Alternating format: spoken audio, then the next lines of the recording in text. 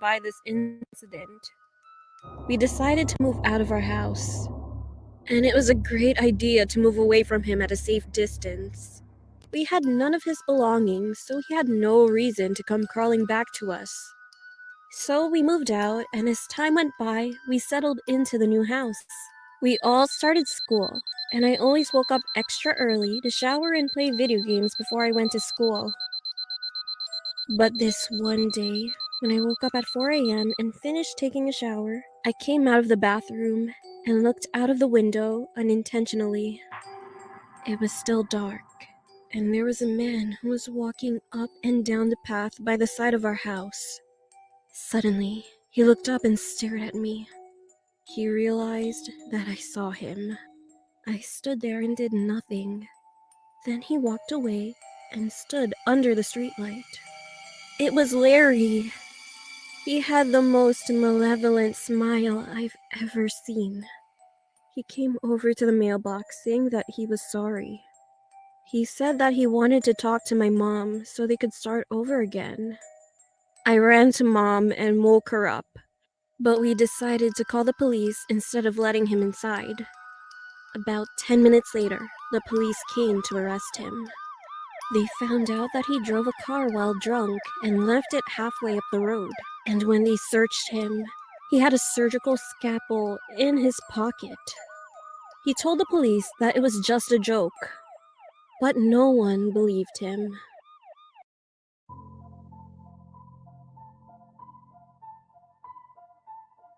When I was a kid, I was really into paranormal things such as ghosts and spirits, so I always got really excited for Halloween. On one Halloween, my parents took me and my brother to a ghost tour in the city. During the tour, we would visit real haunted houses, which were said to have some really violent ghosts. I couldn't be more excited. We arrived at the location for the tour meetup, an empty parking lot, but we were a bit early and nobody else had arrived yet. It was a chilly October night, so my parents decided that we should find a building to wait in until more people arrive. We walked over to the building that the parking lot was meant for, an old hotel, and entered the vestibule. We tried to fully enter the building, but we found that the doors leading to the lobby inside were locked. After a few minutes of standing around, I started to feel strange. A nauseous feeling had swept my stomach. Goosebumps ran up and down my arms, and a piercing feeling of being watched was stabbing, almost burning my back. Looking around, it was obvious that me and my family were the only ones inside the vestibule. The lobby of the building was also devoid of people. Once we saw people enter the parking lot, we left, and I felt better. And after that, I was shocked to see the first place we stopped on the tour was the building my family had been waiting in. Now, this building we won't enter, because the spirit inside here is more violent than the others will encounter, the guide stated. In here, we have the Shadow Man. He doesn't terrorize the whole building, just the area that you enter through. He's been known to slap and scratch people coming inside. A few pictures were passed around. All of a sudden, I don't know how and why, but I recognized that an inky black figure stood against the door's windows. Its eyes were glowing white, and it had long fingers and pointed nails. It was freaky to think that I might have been targeted by the Shadow Man, but I didn't think much of it until after the tour when my family went back home. I started to complain to my mom that my back was itching and burning, so she grabbed some ointment and told me she would look at it. We thought it was just a bug bite. We had been walking around outside at night after all. When she lifted my shirt, she asked when I had scratched my back. I told her I hadn't. She took a picture on her phone and showed it to me. I was met with a long red scratch leading from my shoulder to the middle of my back. The skin on my back was a shade of red, like a rash. Me and all of my family couldn't say anything, but just turned back straight to our house. The Shadow Man had got me.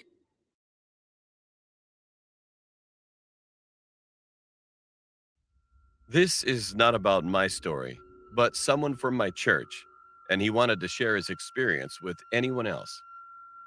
He's a 32-year-old man, and his pseudonym is Mark. He's a fairly big guy, and this situation took place when he was on his way home from work. He said that he had lost his phone 1 week before this whole situation happened, so he couldn't call and get any help during this story. It was quite late, around 11 p.m. He had finished work and was walking to a taxi stop location, and when he got there, a few people were standing around waiting as well. After about 2 minutes, he noticed that there was a minivan approaching. Usually, minivans are cheaper than taxis, and he felt tired that day, so he decided to take the minivan. He sat on a seat, and there was a young boy seated in the passenger side next to the driver who was collecting the fare. And then, two other boys who looked like teenagers also boarded the minivan and sat in the seats in front of him. Once the minivan took off, after about 5 minutes, the boy asked if they would like to drink some Coke. The boys accepted and started drinking, and they also gave it to Mark. Mark was also feeling thirsty, so he took it, but only a sip. Not much later, he started feeling drowsy. Just before he about laid his head on the seat beside him, he noticed that those two boys were already knocked out. After he laid his head down, he heard noises coming from the back seats. Two people were talking in a different language. The car was passing a big signboard that showed Crest Chicken Farm. And then he finally passed out. When he got up, he found himself inside a big shed-like barn, and there were some tools on a big table. He was on the floor, and the other two teenage boys were laying next to him. He still felt a bit drowsy, but he managed to get himself up as he was looking for an escape. He saw that the two boys were still passed out, so he tried waking them, but they wouldn't budge. As Mark was kind of a big man, he tried to see if he could carry one of them, but it was hard to do because even Mark was having a hard time to stand properly. And then he heard voices. He took a peek from the door, and three people were walking toward the big shed, coming from a house on the hill, which was quite close to the shed. Mark panicked and tried to look for another exit. He was looking around the place, and he found one at the end of the shed, luckily. He approached quietly and escaped as fast as he could. At this point, his vision was all blurry, but he managed to find a fence door and unlocked it. He heard the people shouting, but he ignored. He just kept on running. When he finally reached his house, it was early morning, around 5 a.m. His wife was up all night waiting for him and ran out the front door as soon as she saw him. He collapsed and slept for almost the whole day. When he woke up and finally got a chance to explain to his wife what had transpired that night, he remembered about the other two boys who were still there. Then he contacted the police immediately. He told the police about the road signs and a big billboard for Crest Chicken Farm and other things that he could remember. About 2 weeks after, there was a police report about how they found two teenage boys' bodies in a lake and advised that when they examined the bodies, all their organs were missing. Mark just stood in fear. And as the event was too traumatic for him, Mark had to quit a job for a while.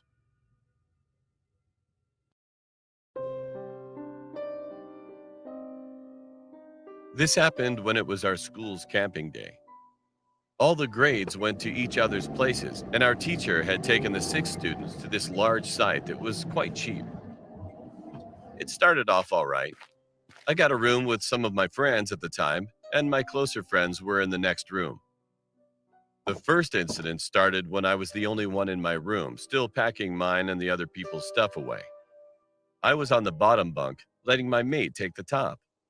When I looked up was some sentence, and it said, "Hello, you are going next," with a creepy smile.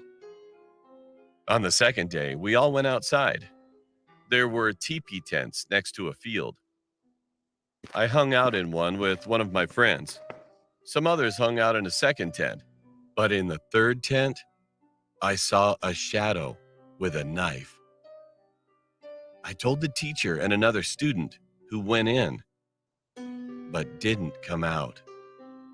But nobody believed me, and there was nobody inside the tent. I thought something was really weird. On the third day, 3 of my roommates were out on a day trip with some others, which I was going to do the next day. I had done a mud course, and after that, I decided to have a shower. The water was black and disgusting, which added to this horrible week. All of a sudden, when I was still in the shower booth, the doorknob was shaking. I screamed, and when I got out, I saw a handwriting, "You won't leave alive," on the wall. Then I saw a shadow in the window. My room's door was locked while I was having a shower, so no one could enter in our room. The fourth day, I was taking a walk someplace that no one knew, and then I found a huge knife and blood-soaked clothes. I just hoped that this stupid and terrible camp would finish soon. Then the last night, I woke up in the middle of the night because I saw the same shadow leaving my room. And there was a knife on the floor, again. I couldn't sleep the rest of that night. The last day, I was left to clean the room and set the beds for the students, whoever would use it next. When I was about to finish, I saw the door and it said, "You are lucky you survived. I didn't have enough time, but next, I will not let you go." I panicked, so I ran from that creepy room. I told my teacher. However, by the time we got back, it was gone. As I got onto the bus, I looked in the window of that room, and the shadow stared back at me, with a decapitated head in one hand, and in the other hand, the same knife I had seen twice. Later, when I came back from the camp, I heard about that place. It was an orphanage and a mental institution that had many mysterious deaths. To this day, I wondered what would have happened if I'd spent longer than 5 days at that place.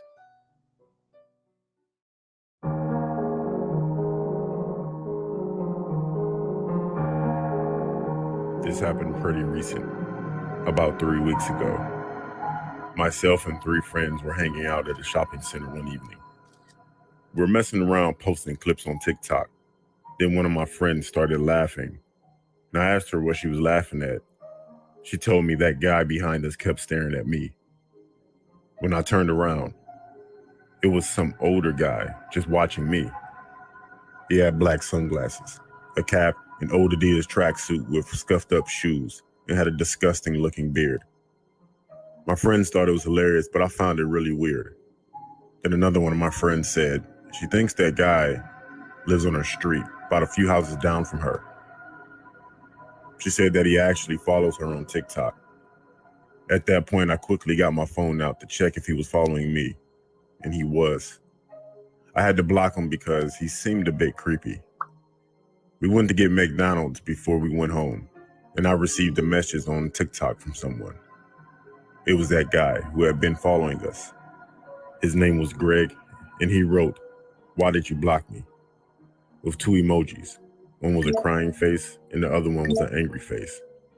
He had actually created another account that day in the shopping center. I blocked that account as well, hoping that would be the end of it.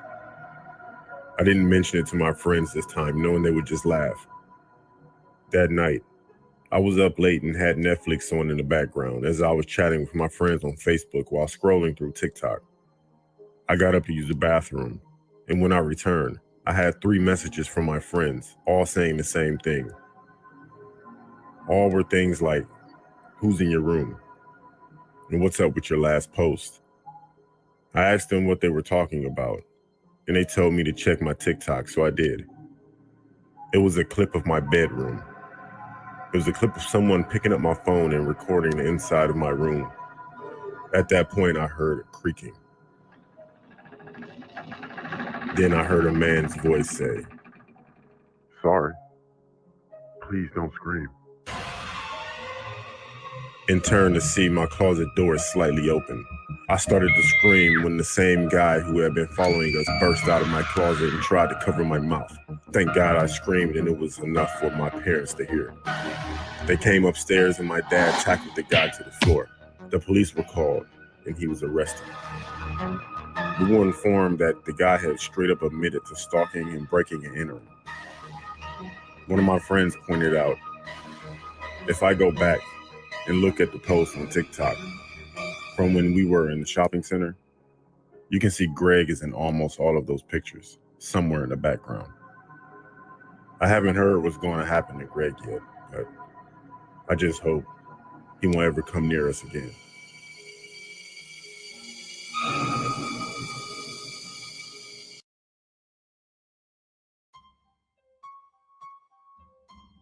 It happened about 6 months ago. I was in a scouting group, and at the end of the semester with the last group meeting, we always did something special. But this time was a little different. Instead of going indoor climbing, our scout leaders decided to go canoeing. I was really excited about it because I'd never canoed before. As always with every trip, we should have to be an hour earlier as we were riding our bikes to the destination. I noticed something. It was a creepy-looking old man staring at us, with an almost psychopathic-like grin on his face. His clothes looked old and dirty. But I shook it off, thinking that even if the guy was some kind of creep, it still wouldn't matter because we were with a group. As we arrived at our destination, the guy from the canoe company told us how to row and that we had to choose our buddy to canoe with. I chose my friend Noah that we've been friends since elementary. We got to go first, and it was sort of a race, so we were happy to go first. But within 10 minutes, we got passed by my little brother and his friend. It went pretty normal after that. We saw this guy in the middle of the stream in a boat, just fishing and sipping a beer. 10 minutes after, I saw the same guy I saw on the way here. He was just standing on the ground next to the stream with that same awful grin on his face. I thought of it as being a cliche, as this always happens in the movies. Noah also said, it's probably just a coincidence. He said this place is a popular camping place, especially at this time of the year. To be honest, he wasn't that scary that time. He might just be an old crazy man trying to scare some of the kids. So I just canoed on, and half an hour later, we were at the end. I got wet, so I grabbed a towel, and we went back to the meeting place. After that, I was going home alone, riding my bike. And I saw that same old guy in a car with another man who was sitting back seat. And they started slowing down. And the man asked me, "Hey kid, looks like you need a ride." The man behind the wheel said nothing, and I tried to say it as polite as possible. "Oh, no, thanks. I'm almost home anyway." As I looked at the man again, and I noticed fury and madness in his eyes, which I didn't know why. I just got scared, so I pedaled my bike out of fear of being kidnapped. But the car started chasing me, and they blocked the road. It was around 9 p.m. in a suburban neighborhood. Nobody was out on the street. As that guy opened the door, he jumped out and pushed me aside from my bike. I saw him with a gun in his hand. Then he finally knocked me out unconscious. I don't remember how many hours passed. However, I could hear the sirens dimly. 2 police officers saw this car was speeding, so they were chasing him. I also heard gunshots, which made me so scared. And then they shouted, "Shots fired! Shots fired!" 2 minutes later, the gunshots stopped, and the trunk where I was opened. It was a police officer. He took me out and told me, "It's safe now. Don't worry." Later, an ambulance arrived soon, so I could go to the hospital and met my parents there. Now 6 months passed, but I still think about what if the police officers didn't see them and they took me to the place where they were heading.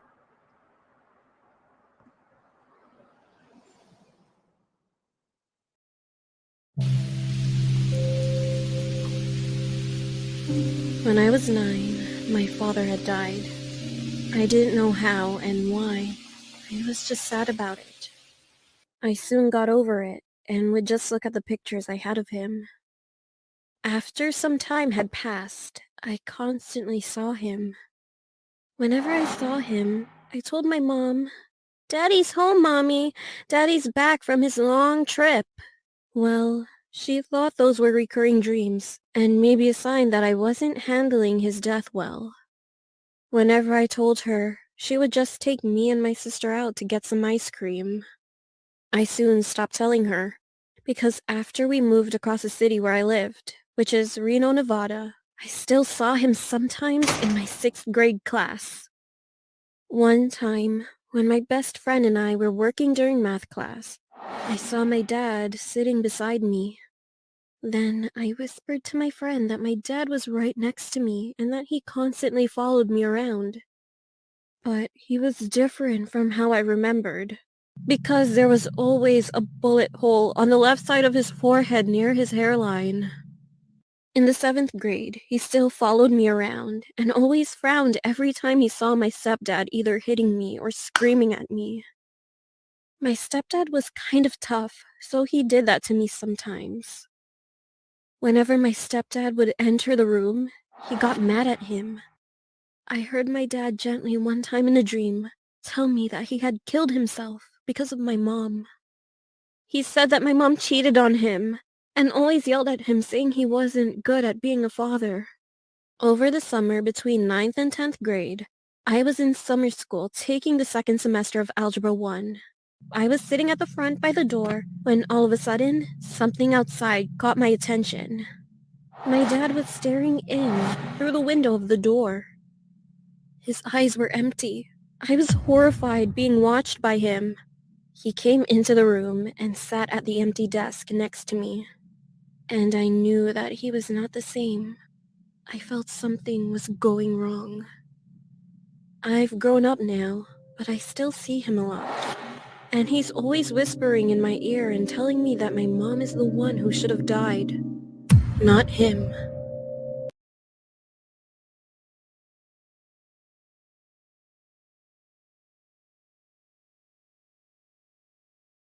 My name is Jude, and I'm 27 years old. I've always loved going camping ever since I was a young boy. Some of my earliest memories were of me sitting around the fire with mom, dad, and grandfathers, singing songs and telling stories. Whenever we told stories, we always ended the night on a scary story, right before going to bed. And my grandfather's stories were always the best. His descriptions gave me chills as he described vivid characters and monsters from his imagination. I always loved to hear his stories, but once, when I was 10 years old, something happened that scares me to this day. One cool autumn day, my parents decided to take me camping with my grandfather, as we always did around that time of year. We arrived at the campsite around 6 o'clock, and on the way in, I saw that the campsite we were driving into was different than the one we usually camped at. The entrance to the campground seemed old, and a lichen covered stone sign with the name of the grounds greeted us as we drove in. We arrived and set up our tents. After eating dinner and cleaning up, we sat around the campfire as usual to tell our stories. I can't remember all of the stories told, except for the last, my grandfather's story. I remember the smell of the burning wood and burnt orange sunlight casting long shadows off into the trees behind us as he began to tell his tale. He started by saying that it was a true story from his childhood, and he had waited to tell it to me until I was old enough. This grabbed my attention, as usually my grandfather told fake stories and never about himself. He said that he had been camping at the same campsite we were staying at when his story occurred. He started by saying the campground had been built back in the 1930s by CCC workers during the Great Depression, which, looking back, explained the oldness of the park. But at the time, as a kid, I really didn't care. He said that one night, around 1960 something, while camping with his father, he was fishing at the lake down at the end of the long hiking trail that led back to the campground. His dad told him it was time to leave, and they started off down the trail. As he was walking, he began to feel a strange sensation, as if he was being followed. He turned back, but supposedly saw nothing several times.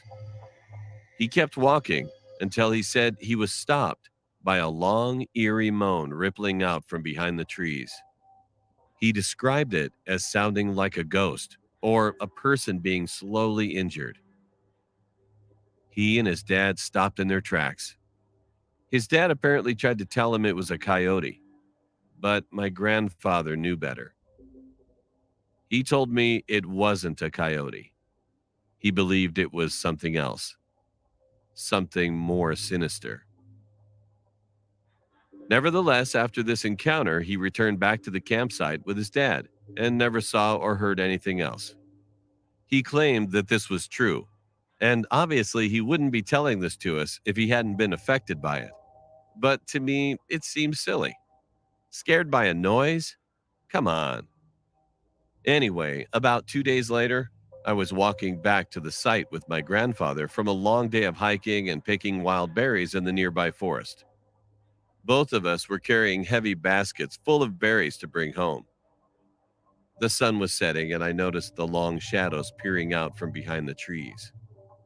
As it began to grow darker, dead darker, the trail seemed to grow longer and longer. I began to feel a weird sensation in my stomach, like I was being watched. After about 5 minutes, the feeling began to grow, and I looked at my grandfather. He looked right back at me with the same fearful eyes. I was in shock. Did he feel the same feeling? Then I remembered his story about the way he felt the night he heard the noise. I began to walk faster, and so did my grandfather, without saying a word. After about 20 minutes, it was completely dark, and our arms ached for carrying the berries up the trail. Right as I turned a corner, I heard a long, eerie moan. My heart stopped as I froze in fear. My grandfather looked at me and said, "It's time to go." With that, we began wailing swiftly down the trail as fast as we could without dropping our berries. Just as I began to relax, I heard it again. Only this time, it was much louder. It sounded like someone being murdered. It was terrifying. It came from directly behind us, and I felt a burning sensation in the back of my head. I dared not look back. I sat in fear, wondering of what could have made the noise, when suddenly I heard my grandfather scream, "Run!" I whipped my head around, and in the dark, foggy light, I squinted and I saw a tall, slender black shadow dart between the trees about 100 feet behind us on the trail. I instantly dropped my bucket and ran like the wind down the trail as fast as I could. My grandfather was behind me. I became worried about him as he was an old man, and I was afraid he might hurt himself running down the rocky trail. But I didn't stop, nor did he until we reached the campsite. That night, I sat in my tent, heart racing, thinking about what could have made that noise. After we came back home, we never returned to the old campsite. And to this day, that experience still haunts me.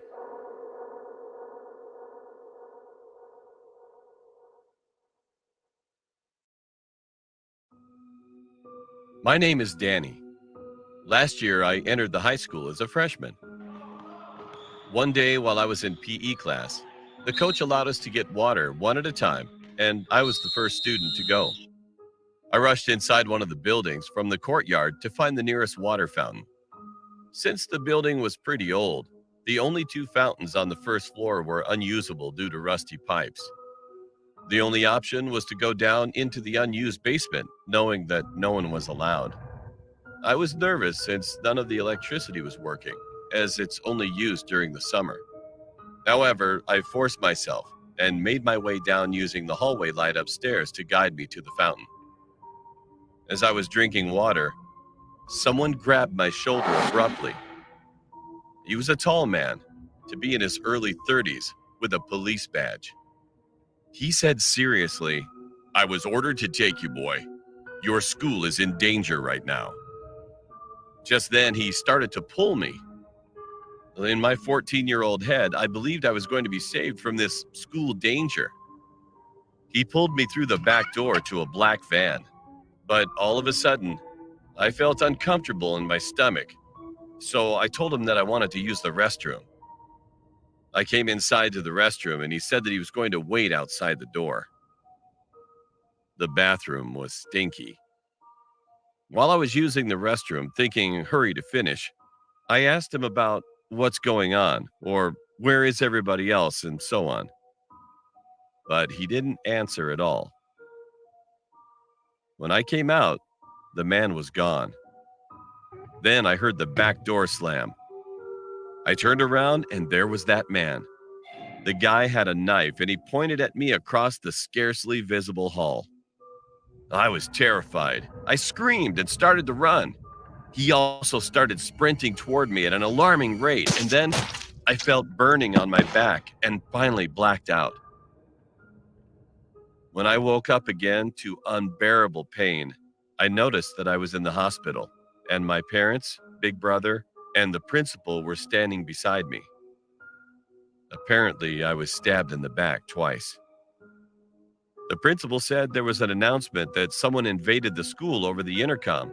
However, I wasn't able to hear it since the speakers didn't work because there was no electricity down there. Fortunately, the cops were able to break the wooden basement door down so they could catch that guy. If that door held up for only a little while longer, I wouldn't be here today. He could have done much worse. To this day, I always thank God that I'm alive.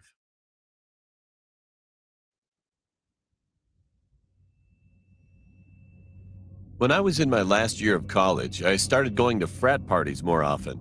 I remember where they would have the frat parties at. It was at some creepy abandoned lake. There was one cabin around the lake, and it was big enough for parties. And that night, me and my friend Kai were walking to the lake for the party.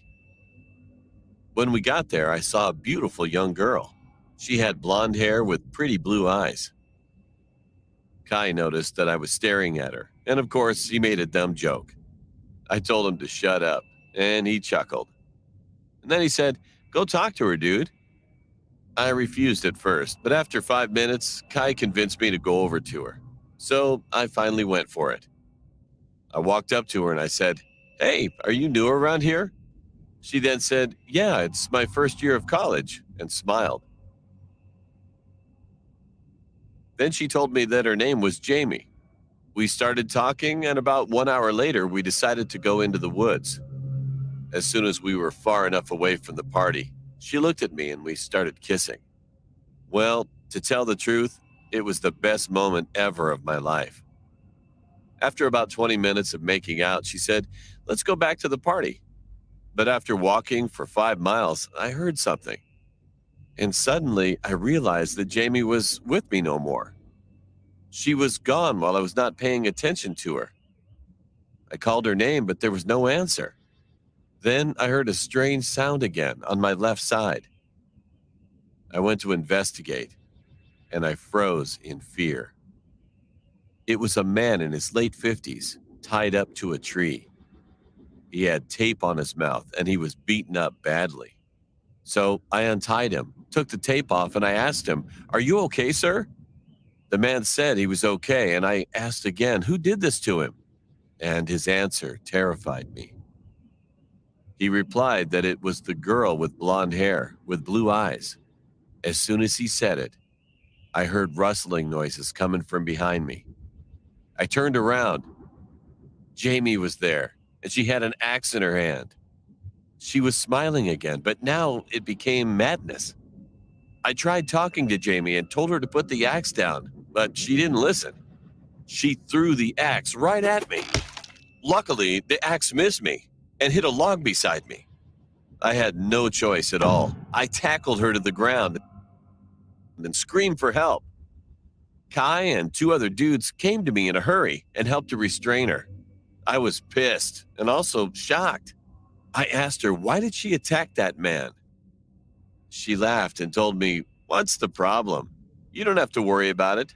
Something like that. I told Kai to watch her while I called the cops, and the cops showed up within minutes.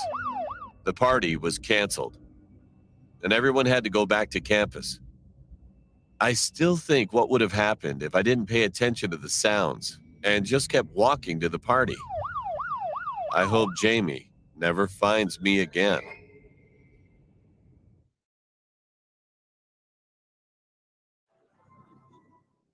A few years ago, more like 10 years ago, I used to be big into visiting weird websites. I had a lot of time on my hand due to not playing sports, nor did I volunteer for anything at all in high school. I told my friend Mark that I was starting to get bored. Honestly, I was bored with what I was experiencing on these websites. He said I should go on the deep web. He and I used to go on the deep web, but never found anything. So I decided to search through some more stuff, a little deeper.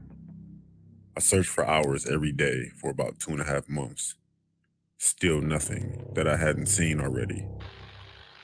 I told Mark, and of course he said just visit the dark web. When I did go on the dark web, I saw chat rooms, all with different names. I came across one named I, as in EYE. It was all in caps. I entered the chat, but before entering the live chat, you are assigned a number. Mine was P34. I confirmed my number and entered. There were hundreds of people. The comments were coming in quick. At first, I didn't understand what was going on. The screen was black, then a name popped up on the screen that said Mr. Wiggles. The comments immediately stopped and a voice came over my speakers. Welcome, P34. Then his name disappeared off of the screen and the comments continued, everyone giving me welcomes. A few minutes go by, then a countdown from 10 pops up on the screen. Then the chat goes crazy. Once it reached the number 1, the screen went straight to what looks like a view from a camera just watching someone in what looks like at their home. I sat there watching this for 20 minutes and nothing happened, so I shut down my computer. The next day I went to school, had a normal day, went to Walmart, then I went home. I decided to go back on the same chat from before. I confirmed my number P34 and again, there were hundreds of people commenting. Mr. Wiggles popped up and just like before, the comments stopped. Across the screen it said, no new members tonight. Then the countdown started again. Everyone in the chat started going wild. The countdown finished and then it was showing the point of view from a camera again. But it was outside of a school. My school from earlier that day. At that point, I was intrigued. I couldn't tell if it was focused on a certain person or just watching the school. After 30 minutes of watching the video, our school bell rang and everyone started to come outside while whoever was recording was positioned across the street in the car. Once everyone came out, the person got out the car and started to follow a crowd of kids. Everyone started to split from each other, and the person recording started to follow someone. It was my friend Mark. He had to be at least 100 feet behind him. I started to call Mark, but he didn't answer. I kept calling him as I watched the video, but nothing. The person followed him to his house and sat outside of his house for a few minutes. The man behind the camera finally said, "No parents are home." And he began to walk to Mark's house, rang the doorbell, and waited as he continued to record. A few seconds go by, and Mark opened the door. He looked confused and the guy said, P34 sent me. And Mark looked afraid that the camera shut off and everyone in the chat left. So I did too. I called Mark's house phone instead of his cell phone, and his mother answered. I asked for Mark, and she said that she thought he was with me. I panicked. I then received a notification on my phone from my Gmail account. It said the sender was Mr. Wiggles. The message was, "I'm getting closer, P34. Mark says hi." I was shocked and didn't know what to do, so I called the cops. They didn't do anything about it because the email disappeared. I haven't been on the dark web since, and no one has seen Mark. Still to this day, I receive messages with pictures of me in random places, along with the same written message that said, "It can happen anytime." I honestly wish I never went on the dark web.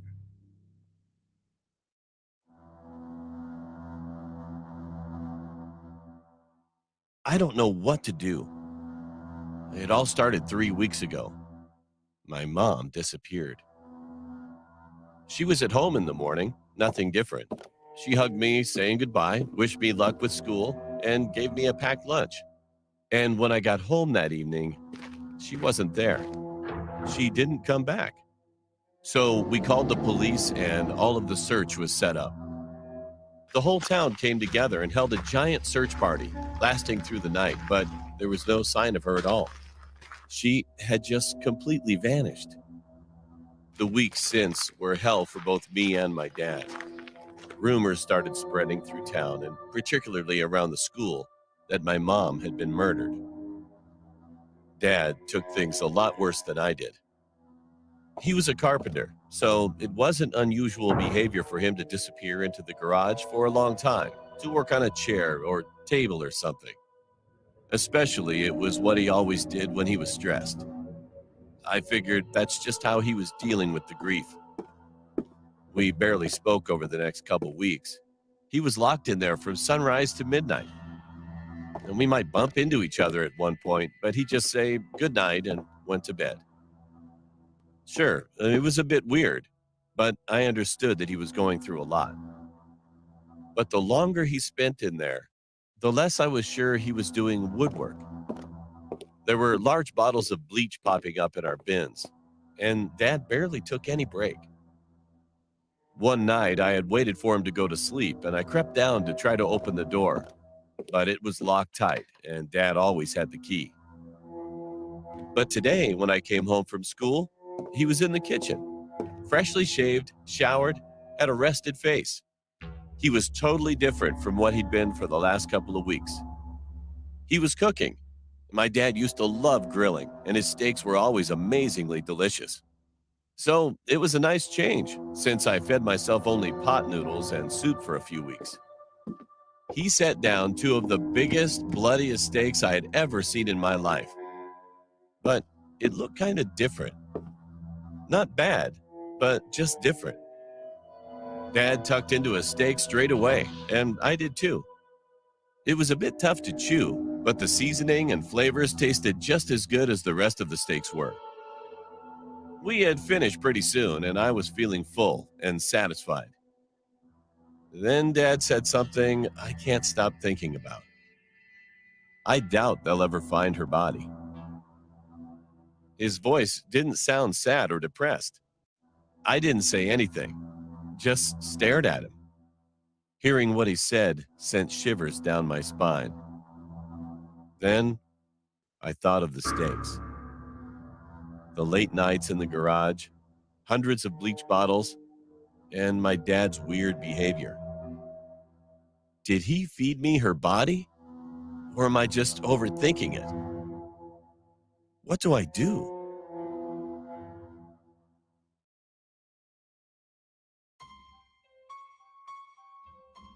When I was 16, my parents, brother, and I were living in an apartment on the 4th floor. Every night, we heard crazy laughing outside of our house. At first, we just thought it could have been a neighbor taking care of a sick person, so we didn't worry about it. Then one night, I heard laughing again.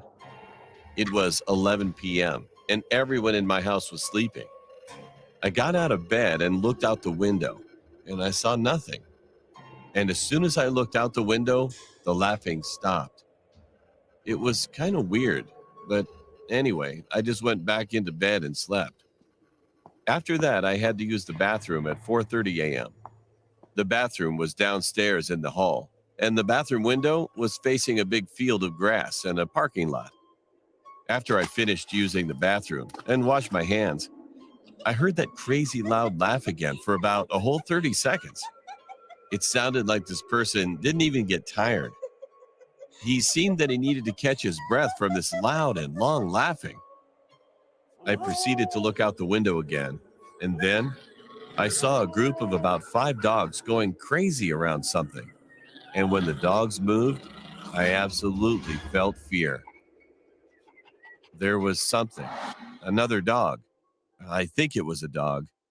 It had a dog body and paws, but not a dog face. It had a human face, and it was staring at me. It looked at me for a minute and then started to slowly smile, and then laughed again. And that was the same voice that I've heard constantly. I ran to my room, but I couldn't go back to sleep. The next morning, I told my parents and brother what had happened, and they thought I had a nightmare. I said that I swear it wasn't a nightmare, but they didn't believe me. They just laughed and ignored it. Everything felt real. I know it was 100% real. But the next few days went by, and I didn't hear anything. And one day, it was getting quite dark outside. I did end up getting a cold from swimming, so my parents and brother went out grocery shopping without me. It was 9 p.m., and I took my dog for a walk for a little while. There was an abandoned house down the block, and my dog took off running to a bush suddenly. It was like something caught his attention. I ran after my dog, and literally, I had to crawl under a fence to go and get him. When I finished crawling under the fence, I ended up cutting my knee. But thankfully, I got my dog, and when I looked up, there that thing was. That dog with a human face. We were face to face. It had glowing green eyes, and it had definitely human face features, and the head was bald. I screamed, and it just started that scary laughing again. I ran away with my dog and came back home. Well, I'm 18 now, and my family and I moved away to another place. I don't know what the heck that thing was, and why I've seen it twice. But I'm just glad that I don't see it anymore.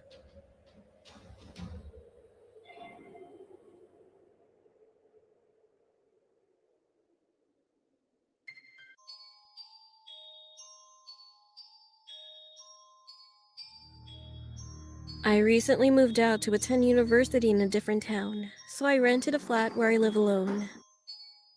Every morning, I took my bicycle, which I keep in the basement of my building, and went to my lectures. Usually, the neighborhood is quiet, but one night around 1 o'clock a.m., my door phone rang. This was unusual, but I brushed it off as a mistake from someone who got drunk. It rang again, but I kept ignoring it. This happened at least 3 different times, so it began to annoy me. One day, I returned from my lecture and found a bus ticket placed on my door handle. This ticket was from a bus in my hometown, and it appeared to be mine, as the bus number on it was the bus that I frequently used. At this moment, I started to get concerned that someone was pranking me. That same night, I kept my front window a bit open to keep an eye on the entrance. I live on the 2nd floor, so it's too high for anyone to climb. I shut the lights and waited. And at that moment, the door phone rang again. This time, I checked through the window and there was a shadowy figure of a man. He waited for about 5 minutes and then left. I considered calling the police, but I had nothing to report besides a strange man ringing my door phone late at night, so I soon ignored it. But what happened some days after almost made me go crazy. It was around 3 a.m., and the door phone rang again. By this time, though, I heard the front door shut.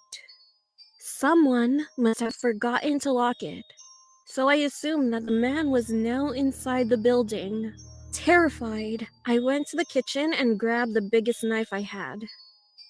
Then I stood behind the front door and waited. The doorbell rang. I think my stomach dropped at that point. He rang again and then knocked strongly. I stayed frozen for an eternity until I couldn't hear anything. I was relieved and went to sleep after a while, which in hindsight was very stupid, as I should have made sure that the man had left the building. The following morning, as I was leaving for my lecture, I noticed some scratches near the front door's handle, as if someone had tried to mess with the lock. I immediately went to my landlord, who lives right above me, and explained everything that had been going on. He reassured me that everything would be fine. So I went to get my bike, but as I walked towards the basement door, I noticed that the lock was broken. I finally understood. The man from last night must have hidden in there. I hadn't heard the front door shut again yesterday, so that must have meant that the man was still here. I ran upstairs again and told my landlord. He got angry, grabbed a bat, and went to check. All I could hear was struggling noises as my landlord beat that man senseless. We then called the police, who arrived a few moments later and arrested him. I still remember his face to this day, as he looked straight at me silently. It turned out that this man had been following me for days and was trying to rob my house. He had done the same thing to other people in the past. I don't know what happened to him afterwards, but I assume he is in prison. I am forever grateful to my landlord for being so brave. We replaced the locks on every door, so now I feel safer. Well, I would have forgotten about this if I didn't open my mailbox recently and find another bus ticket.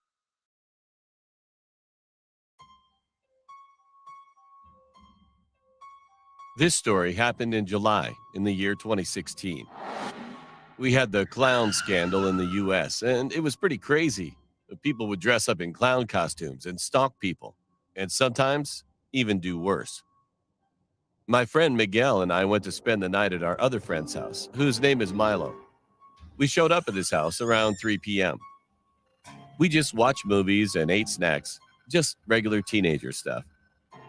Milo's house was next to a park, so we would usually go back to our home pretty late and walk the track.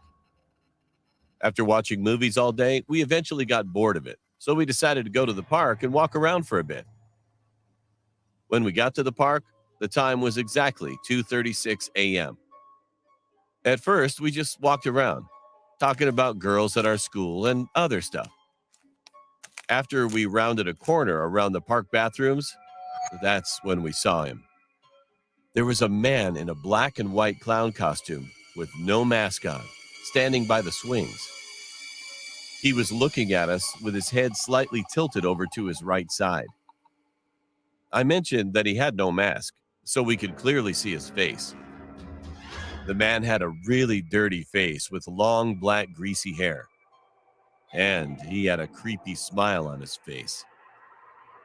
His smile was almost stretched cheek to cheek. Even though he was pretty far from us, we could still see that he was staring right at us.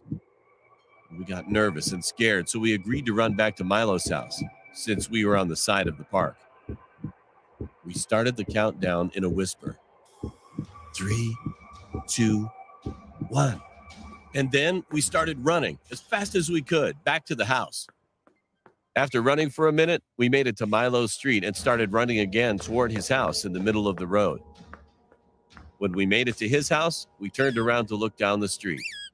And to our horror, we saw the man in the clown costume standing at the end of the road, only illuminated by a streetlight. He wasn't running or walking towards us. He just stood there. However, We are all sure that he followed us. And down in his hand, we were able to see that he was holding a long, sharp kitchen knife. We pounded the front door, ran inside Milo's house, and went into his living room. Milo asked what was going on, so we explained everything that just happened. He has one of those doorbells with a camera in it, so we sat in silence watching the monitor on the wall. We then saw the man walking down the street looking left and right at each of the houses, probably checking to see if we were hiding. That clown guy finally stood just in front of Milo's house. We all got shocked, but we tried not to scream at all. And all of a sudden, he was looking through that camera lens of the doorbell. That was the creepiest moment I've ever had before. Luckily, he kept walking down the street, and we never saw him again. And we've never spoke to anyone about this story. And to this day, I wonder what could have happened if we didn't decide to run to Milo's house when we did.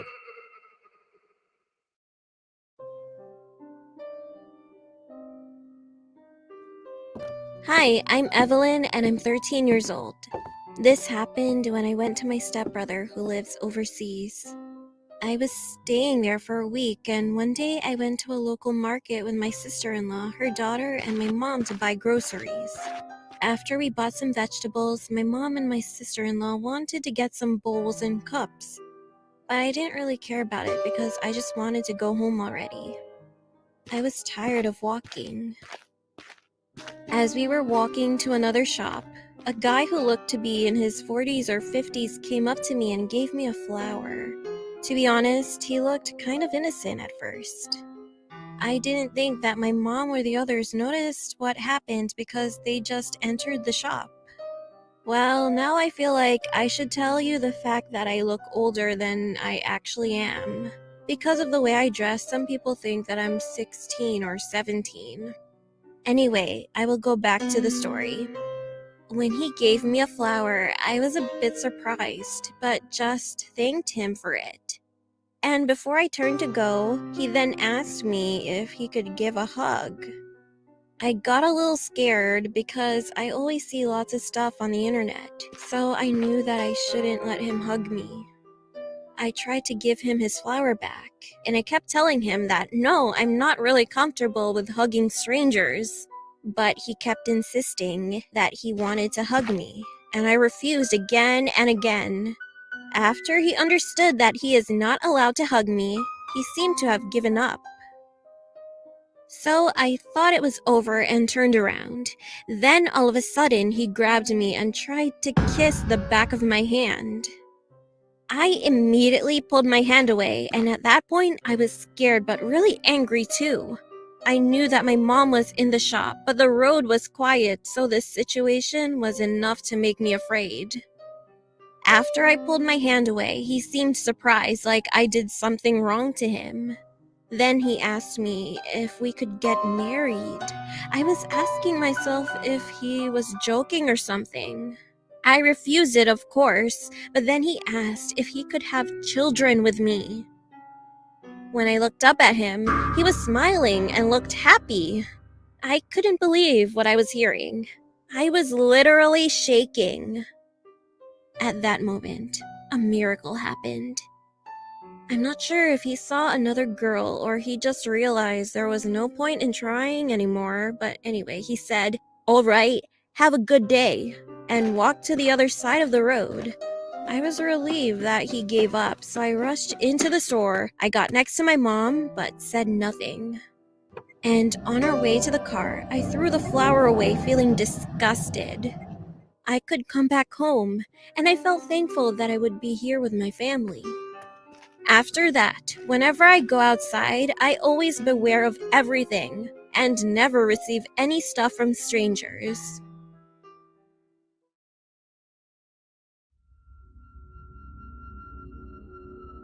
My name is Chad, and this story took place when I was about 12. I was at home with my mom since my dad was going to be out all night. 3 of my best friends came to my house for a sleepover party. We sat in my room playing PlayStation and watching TV. Soon, we noticed it was getting pretty dark outside. Mom ordered pizza for dinner, so when the doorbell rang, we knew that the pizza had arrived. When my mom opened the door, my friends and I were just right next to her because we were pretty hungry at that time. So we waited for her to take her money out and pay for it. The pizza delivery guy seemed like he was in his mid 50s and looked pretty old. While my mother was taking her money out, he looked at us, and all of a sudden, a creepy grin appeared on his face, and his eyes were wide open. It was kind of weird, but we just laughed it off as we didn't think much of it. My mom handed him the money, the pizza guy gave us the pizza, and then left. We took the pizza into my room and watched Netflix while we were eating it. A few hours passed, and my mom came up to our room and said, "It's time for you guys to go to bed. If you need anything, just let me know." My friends brought sleeping bags from their home, so we all got ready to go to bed and lied down. I turned the lights off and went into my bed. We talked to each other for about 45 minutes until it was around 11:45, close to midnight, and we eventually got tired of it. We closed our eyes, not saying a word to one another. Later that night, I heard rustling coming from the backyard. It sounded like someone was walking on a pile of leaves. At first, I thought it was a cat walking around looking for food, as they usually do. However, the next thing I heard was a loud thump. It sounded a lot closer, and like it was hitting my wall. At that time, we already all got up from our spot and heard it. We were so scared to look outside through the window and check what was going on. And then we saw a hand on the window, lifting it up much higher. We all screamed with fear, and the guy still tried to crawl in. But one of my friends thought much faster. He locked the window, and we all ran out of my room. Then our house security alarm started going off like crazy. My mom, who was sleeping in her bedroom, came out, turned it off, and asked what was going on. We explained what just happened and looked at the cameras, which were set up outside of our house. There was a guy quietly trying to come down a ladder. I realized the thump on the wall we heard was a ladder. Mom quickly got out her phone and called the police. We locked all of the doors and came back to the monitors to look at the cameras. And we saw the man opened our backyard shed and hid in there. In just a few minutes, the police were already arrived. 3 officers went outside searching for the man while we gave information to the other officer. We told him that we saw the man going into the shed out in our backyard. One of the police was holding a gun, and the other 2 were approaching closer to the shed. In the blink of an eye, they had entered the shed, found him in the shed hiding, put him in handcuffs to arrest him. They brought him out front and put him in the back of a police car. That time, lots of people heard the noise, came outside to see what was going on. And surprisingly, the cops found some things like a knife, hammer, and others from his pocket. As he was in the back seat of the car, he looked at us and gave us a creepy grin with wide eyes. At first, I couldn't see his face clearly, but when I concentrated on focusing it more visibly, I was shocked. It was the pizza delivery guy. After that, the police handled the situation, so we could go back to sleep again that night. I don't know what this guy would have done to us if he had successfully got inside.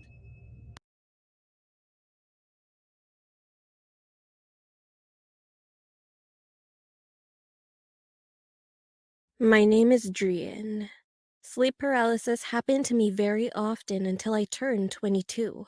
The first occurrence was when I was 12. It was summer break time, so we were having a sleepover at my aunt's house for a week. All my other cousins around my age were also there, so I was really excited during that time. One night, all of my cousins and the adults in the house were asleep. I was the only one still awake, playing games on my cousin's laptop. I was not scared at all staying up that late, because my other young cousins were in the same room as me. After I finished playing games, I went to bed around 2 or 3 a.m. I passed out quickly. Then, I woke up by something that I didn't know, and I couldn't move my body. I could only see my surrounding area and my other cousins asleep. I panicked and struggled to move. Finally, I was able to wake myself up, so I got up and immediately ran to my aunt's room. It was the first time I had experienced that kind of situation, so I was crying a lot. She comforted me and let me stay with her until morning. That morning, I did some research on what it was and realized that it was sleep paralysis. Well, they said it happened to many people, so I just thought it was a normal occurrence. Weeks, months, and years passed. It still happened to me. But I was not scared of it anymore because I got used to it. I already knew what to do when it happened to me. A few years later, my parents left the house to work overseas. So it was just me, my younger brother, and my older male cousin in our house. One afternoon, it was our grandmother's birthday. I was tired of playing computer game tournaments online all night and needed some sleep. So I decided that I wouldn't go with them. I told them that I would catch up with them in the evening. I went to bed, and again, sleep paralysis occurred. It really pissed me off, because I needed some rest so I could go to the birthday party and not look tired.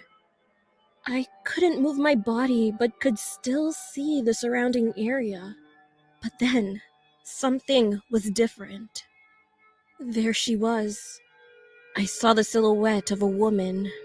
She was wearing a black dress. I couldn't tell if she was wearing a veil or it was just her long hair that almost covered her face. And furthermore, I couldn't completely see her face because it was all blurry. I was so scared. What was going on here? She was just standing by the door looking at me as I struggled to wake myself up. She looked like she was smiling, and all of a sudden she jumped towards me and grabbed me.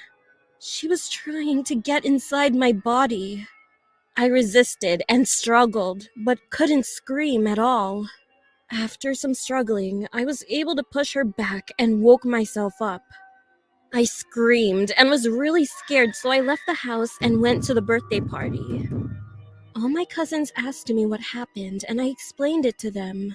They gave me some advice to just pray before I go to bed. So I took their advice and prayed, but it didn't work at all. It was really scary because it was the first time that I saw someone or something. 2 years later, me and my brother moved to Italy with my parents, and we shared the same room. And one night, I went to sleep, but my brother was still awake, playing computer games. Again, I saw the same dark figure of a woman from back in our old house. She was at my feet, grabbing my legs, trying to pull me down. I tried to struggle and really wanted to scream for help to my brother, but I couldn't do it. I could see my brother looking at me with a confused face. He thought that maybe I was just dreaming and talking in my sleep. The idiot even laughed at me. I was just trying to resist and not get pulled by the dark-figured woman, and after some struggling, I was able to wake myself up. But this time, I still saw the dark-figured woman, but my brother couldn't. I pointed my finger at it, but my brother still didn't see anything. He just said there was nobody there. And seconds or minutes later, it slowly faded. I told my mother about it, and she didn't really believe me and even told me that it was because I didn't go to church and pray. Another night, sleep paralysis occurred again, and I saw this woman again. She was really close to me, but I still couldn't see her face. It was all black and blurry.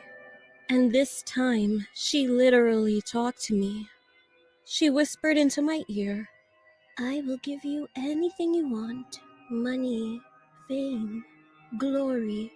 All you need to do is let me in."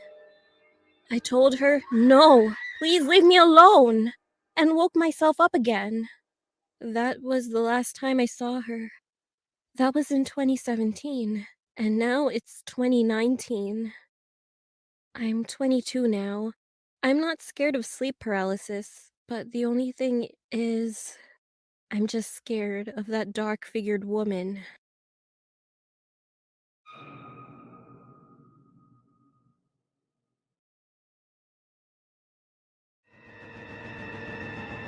My name is Dan. This happened 3 years ago. I moved out of my parents' house once I started making a steady paycheck. I'm a plumber, and one day I had to go to someone's house to fix some pipes. There was a married couple and their daughter living there. Their daughter was 22 at the time. She was 6 months older than me, and her name was Amanda. While I was working, she was talking to me, asking if I was single and stuff like that. And to be honest, she seemed pretty cute. We exchanged phone numbers and eventually started dating, and she even moved into my house. We were 3 months into our relationship, and stuff started to get out of hand. She was always getting mad and annoyed so easily. She always started arguments, and so on. This began to happen all of the time, even in public, which was incredibly embarrassing. One day I had enough, and I had to break up with her, and I told her to leave and never come back. Amanda was pretty pissed off when I said that. I just ignored her when she was packing her stuff. She finally left, or so I thought. After that day, she would always show up at my house, harass me, throw rocks at my window, and so on. I'd called the cops many times, but she was gone by the time they showed up. About a month later, when I came home from working, I would find her in her house, yelling at me to come back, or I'd find writing on my walls that would say, "Come back, or I'll kill you." The writing eventually went from pencil to marker, and then around fucking blood. And Jess, I'm being serious when I said blood. That bitch carved my name a bunch of times into her arms and legs. She only got into my house because I forgot to take the house key back from her at the time. In hindsight, I'm such an idiot, I know.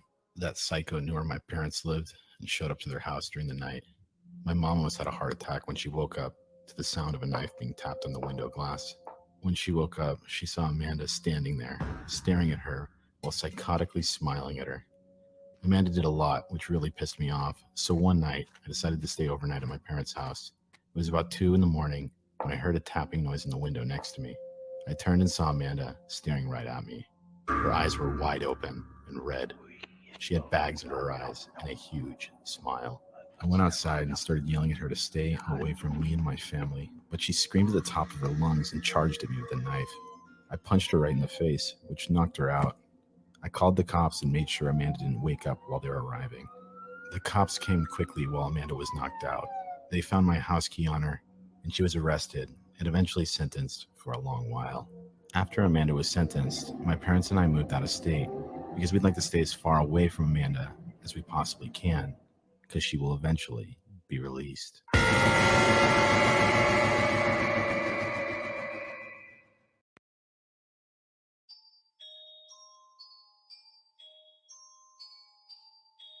This happened to me at the beginning of this year, just after I lost my husband to meningitis. I had moved in with my father and taken a job at a local hotel. It was a nice, cushy job that wasn't very stressful, and it was also nice to me in my grief-stricken state.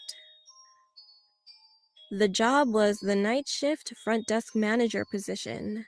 So I was watching scary movies or listening to creepy podcasts that seemed to help keep me awake. My husband had never liked scary things like I did, so it was nice getting back to something that was mine. Being the night worker, I was always by myself during my shift. The hotel was new, so it wasn't creepy to be by myself, especially since there was always someone around as far as guests went, and on top of that, my boss was always a phone call away. I knew I'd have backup if needed. Anyway, it was a night like any other. I was in the back office behind the desk, watching the cameras and listening to a podcast while twirling a pen around, waiting for hours to tick away. The hotel was pretty empty, so I felt more alone than usual. I looked down at my phone as my podcast ended and went to pick another one when I noticed movement outside the building on the cameras. A guest was walking in. I hadn't seen a car pull in from the driveway camera, but I chalked it up to me just not paying attention and went to the desk. The man walked in, and I quickly noticed his clothes were dirty, tattered, and that he had this odd smell to him. metallic smelling. I shook off the weird feeling and looked up at his face before greeting him. And I noticed that his eyes weren't on me, but the wall behind, just above me. I followed his gaze, wondering what he could be looking at, but there wasn't anything there. I was confused, but thought maybe he was lost in thought. I greeted him again, but his gaze still remained on the wall. I was starting to get freaked out, but kept my cool and cleared my throat. "Sir, is there something I can help you with?" I asked more firmly. Quickly, his eyes flicked down, and those eyes were wide and crazy looking. It startled me enough that I took a small step back. His previously blank expression grew into that of a crazed, wide smile. He was missing teeth, and the second his lips parted, I could smell his rotten breath. It made my stomach churn. Before I could open my mouth, I watched his eyes slowly creep up and down my body, as if he were undressing me with his eyes. Then his eyes moved to my hand, and his smile faded into a hate-filled glare. His eyes were on my wedding ring. Well, yes, I still wore it, as I wasn't ready to give it up yet. "What the heck is that?" he asked, his voice thick and gruff and full of anger. "My wedding ring, sir. I'm married," I said, thinking maybe he was drunk. His glare got worse as his eyes met mine again. "Married? You lying bitch! You never told me you were married! You lied to me!" "Sir, I don't know what you're talking about, and I'm afraid that I'm going to have to ask you to leave." I was so scared at that moment, but tried desperately not to cry. He was still shouting at me. "So, you're kicking me out of my own home? You're a little hussy. I'm taking what's owed to me. Get over here!" He reached across the counter to try and grab me, and I let out a scream, stumbled back, tripping over my long skirt. I crawled quickly for the office door as he rushed to the counter. He grabbed my shirt, tearing it down the back as I went to slam the door shut, and I slammed it on his hand, making him scream in pain as I heard the bones break. As he let me go, I managed to finally shut and lock it before going into my boss's office.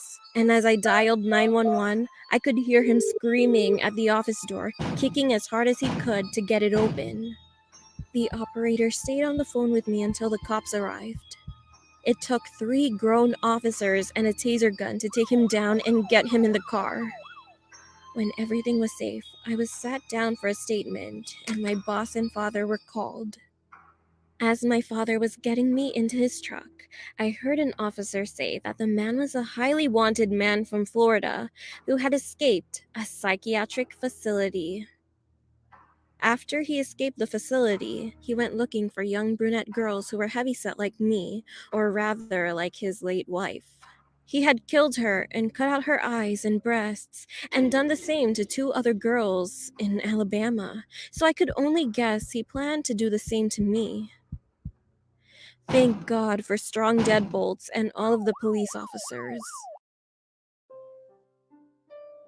I used to work at a call center company, and my shift started at 11 p.m.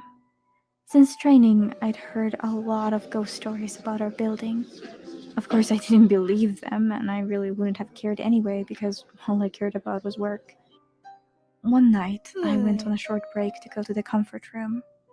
Our office is located at the left corner of the building, and usually it's quite dark compared to the other office corners. I normally use the comfort room in the middle of our building because it's bigger and a lot of people go there. But since it was just a short break, I chose to use the executive's comfort room because it was much closer. Besides, it was always clean and looked a lot nicer compared to the other ones. When you enter the comfort room, the first thing you see on your right side are 2 sinks, a large mirror, and 2 lights above them. Then there are 3 cubicles on the right side and 2 cubicles on the left side of the room. When I entered, I noticed that the room was a little bit darker than usual. Some of the lights were not on, and only the cubicle in the corner on the right side had paper left, so I entered that one. When I was sitting on the toilet, I heard someone come in. and entered the cubicle next to mine. And then I heard a woman crying. I tried to ask if she was okay, but she just kept crying. As I finished my business and stood up, the crying suddenly stopped. Concerned, I stood outside the door of the middle cubicle, knocked slightly, and asked again if she was okay. But there was still no answer. I tried peeking under the cubicle door, but no one was in there. But I could have sworn I heard someone come in earlier. I felt a bit spooked as I remembered the ghost stories that my coworkers used to tell about our building. I started walking fast to the exit, but somehow the doorknob that was fine when I'd entered was now broken, and I couldn't get the door to open. I was getting actually scared. The crying began again. I started banging on the door and shaking the doorknob. There was no use. And then the sound of the woman crying started getting closer. Panicking, I also started crying while banging desperately on the door. The crying stopped. I could feel the woman standing right behind me. One of the lights in the ceiling started flickering, and the door still wouldn't open. I tried to avoid looking back in fear of what I might see, but from the corner of my eye, I saw in the mirror a reflection of a woman in the flickering light. She wasn't standing at my back, but half of her face was visible in one of the cubicle doorways. I closed my eyes. I was soaked in cold sweat. I remember shaking from fear, thinking I was going to die. I started praying as I cried. Only a minute or two, though it felt much longer, passed before the door suddenly opened and a maintenance lady stepped in. I was so relieved. I told her about what had happened, but she just apologized for the broken doorknob and ignored everything I said about the crying woman. I went straight to the office and apologized to my supervisor for coming back late from my break. I tried to tell her about what happened and told her that I was not feeling well, that I didn't think I could finish my shift that night. She didn't seem to believe my story. I warned my coworkers as well and told them about my scary toilet trip. I never went back to that comfort room ever again, and eventually left my job a few months later.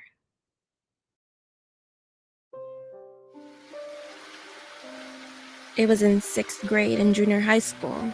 I remember this one specific day when there was a thunderstorm. I was heading to gym, where the gym teacher greets each student outside of the girls' locker room as usual. I went inside the locker room. I was getting ready to change into my gym clothes as usual, and I noticed at the corner of my eye, a shadow was walking past at the other side of the lockers. I looked and said, "Is anybody here?" There was no answer, so I took my gym clothes with me and thought stupidly that I should follow where the shadow was heading. I went to the back of the lockers where the shower room was. I opened every curtain from each shower booth except the one in the last.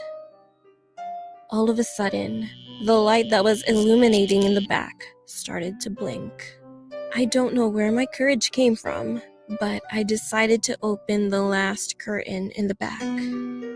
And when I did, there was nothing. I turned around, but then I heard someone crying in the shower booth. So I opened the other curtain again quickly, but still, there was nothing. It was rather strange to me because at that moment I felt cold. I heard in the distance talking, and it was a few girls walking past. I asked them if they saw anyone who was crying, but they said no. It was literally weird. When all the students arrived, the gym teacher asked one of the girls to open the gym doors. Usually, I'm the one that opens the gym doors, but she decided to let someone else have the turn. We were waiting for her, and then we heard a loud, sharp scream. Shortly, that girl ran into the locker room and cried. We were all confused, and she told us that she saw something, a baby, covered in blood. I went to the gym. The keys were on the floor. The gym door was opened, and I tried to turn on the lights, but they were completely off. I wasn't sure, but thought maybe, somehow it was due to the thunderstorm. I couldn't see anything because it was too dark. And when I stepped inside the gym, I heard crying. It was a baby crying, and it was coming from the stage. I was frozen, but I wanted to check what was going on here. I went closer to the stage, but the crying abruptly stopped and was followed by a crack noise. Then I heard crying from another girl. She was sobbing. All of a sudden, the lights were on. My teacher grabbed me and asked if I was okay. I told her that I heard something but didn't see anything. She looked at me calmly and said, "I know what you're talking about. You're lucky that you didn't see anything." Then she said when she was working late one day, she saw a body floating in the swimming pool which is close to the gym. She thought it was one of the students, so she tried to save that person. When I tried to get to her, it was completely gone, she said. And then she told me there was the ghost of the girl who drowned a few years back. This girl was pregnant and she gave birth in the shower booth. She didn't want it, so she killed the baby by breaking its neck. Later on, she regretted what she did, so she drowned herself in the swimming pool. When I heard the whole story from my teacher, I felt a little bit sad. After that, I didn't see or hear anything, but I'm still wondering what was the shadow I saw in the locker room. And sometimes it still gives me goosebumps when I think about it, especially the crying of the baby and the bone-cracking noise. If the gym teacher did not come along, would I have seen that ghost of a girl holding the baby? Well, other than that, I just feel grateful that I didn't see anything that would shock me for my whole life. So before getting into the story itself, I want to give some backstory on something that happened when I was around the age of 9. I grew up in a village called Hotlax in the northern part of Sweden. The road leading from my school to my home was a long one, where the local authorities had to put up lamps which emitted a very dim blue light. I always felt like a nervous wreck when I had to walk to and from my school, both because even with the lamps, the road was very dark, and also because I was bullied, so the bullies could have waited in the woods right next to the road. It was one event that I remembered vividly during the winter of 1999. I'd slept poorly the night before and the math lesson had been killing me, so I barely felt awake when I was beginning to walk home. The lamps were off, which isn't really so weird, as the sensors for the lamps were pretty low, so any kid could have taken a flashlight, put it towards the sensors, and after a few seconds, the lamps would shut down for a few minutes. Since I was so tired, I'd closed my eyes when I started walking. But after walking about 20 meters on this road, I opened my eyes and noticed that the lamps were off, and I stopped. I was getting nervous. I was reasoning with myself and decided to push on. I was 10, and in my youthful arrogance, I thought I had reached the age where my balls should have been as hard as Duke Nukem's. Hotlax is a very quiet village, so I was barely hearing anything except the wind when this happened. To the left of the road is a very thick forest, and suddenly I could just hear this loud scream coming from it. It was very similar to the male scream you can hear in movies when someone's in huge pain. With the speed of Usain Bolt, I ran as fast as I could towards my home without looking back. Now we're jumping to late autumn 2011. My parents were on a trip to the Canary Islands and asked me to move into their house just for the week so I could take care of the dog. The thought of spending a whole week in my old room, listening to my old Mayhem CDs and eating pizza were just too good to be true. I always walked with my dog outside during midnight, because then I didn't have to take him outside again until the late morning hours. This time was no different, except I decided to walk a bit longer. I decided to walk along Oxelvägen and then follow Inimarksvägen towards Norra Hotlagsvägen. There are no lamps on the most parts of Inimarksvägen, so after leaving Oxelvägen, I stopped. I lit a cigar and told my dog to stay close to me. While walking along the road, I was just enjoying the fresh air and listening to the sound of leaves rustling in the trees. There's a pretty big area next to the road where they have chopped down a lot of trees. When I came to that area, my dog stopped and started barking towards the area I described. When I looked towards the area, I could see the silhouette of a person. The only visible parts were the hands. I said, "What the hell," with a pretty loud voice. The person turned around towards me. If I didn't know any better, I could have sworn that only the head and hands turned, as I didn't see any movements at all on the rest of the body. A white mask. The guy was wearing a white mask with a slit for each of his eyes. My dog started whimpering. The guy raised his right hand, with all of his fingers pointing towards me, and he screamed. It sounded like the exact same scream I had heard as a kid walking home from school that afternoon. What must have been survival instincts, I just started running.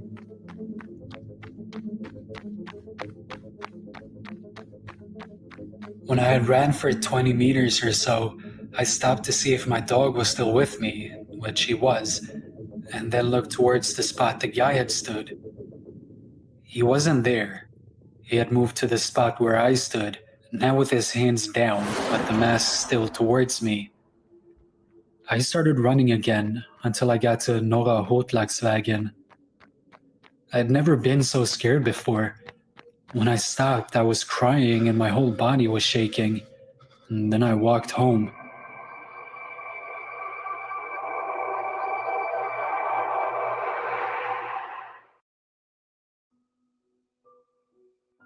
This happened when I was in my junior year of high school.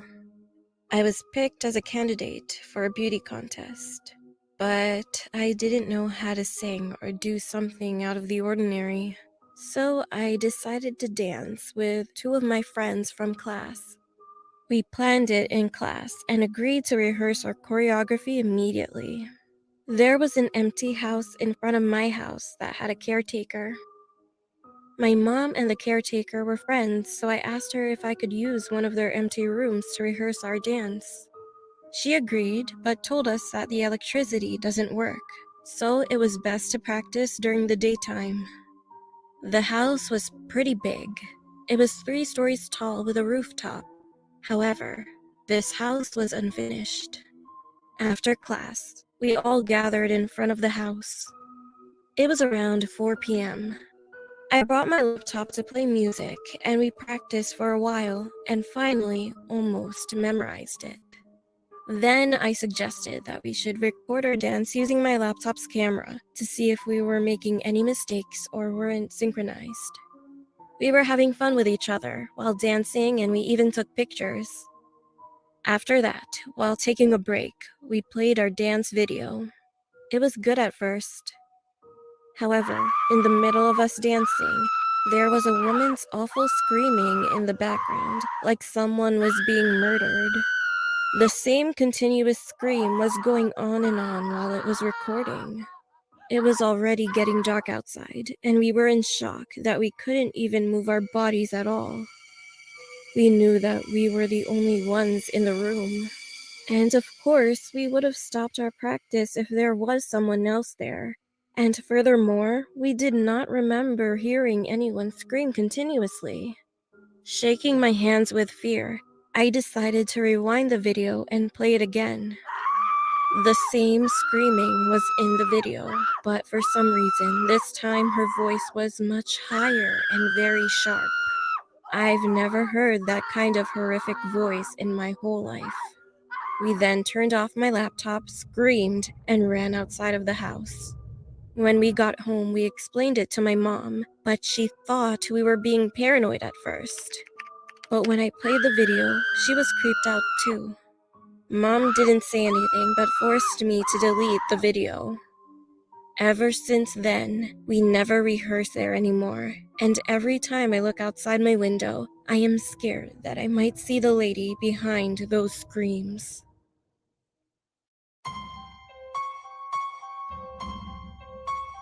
My name is Christian.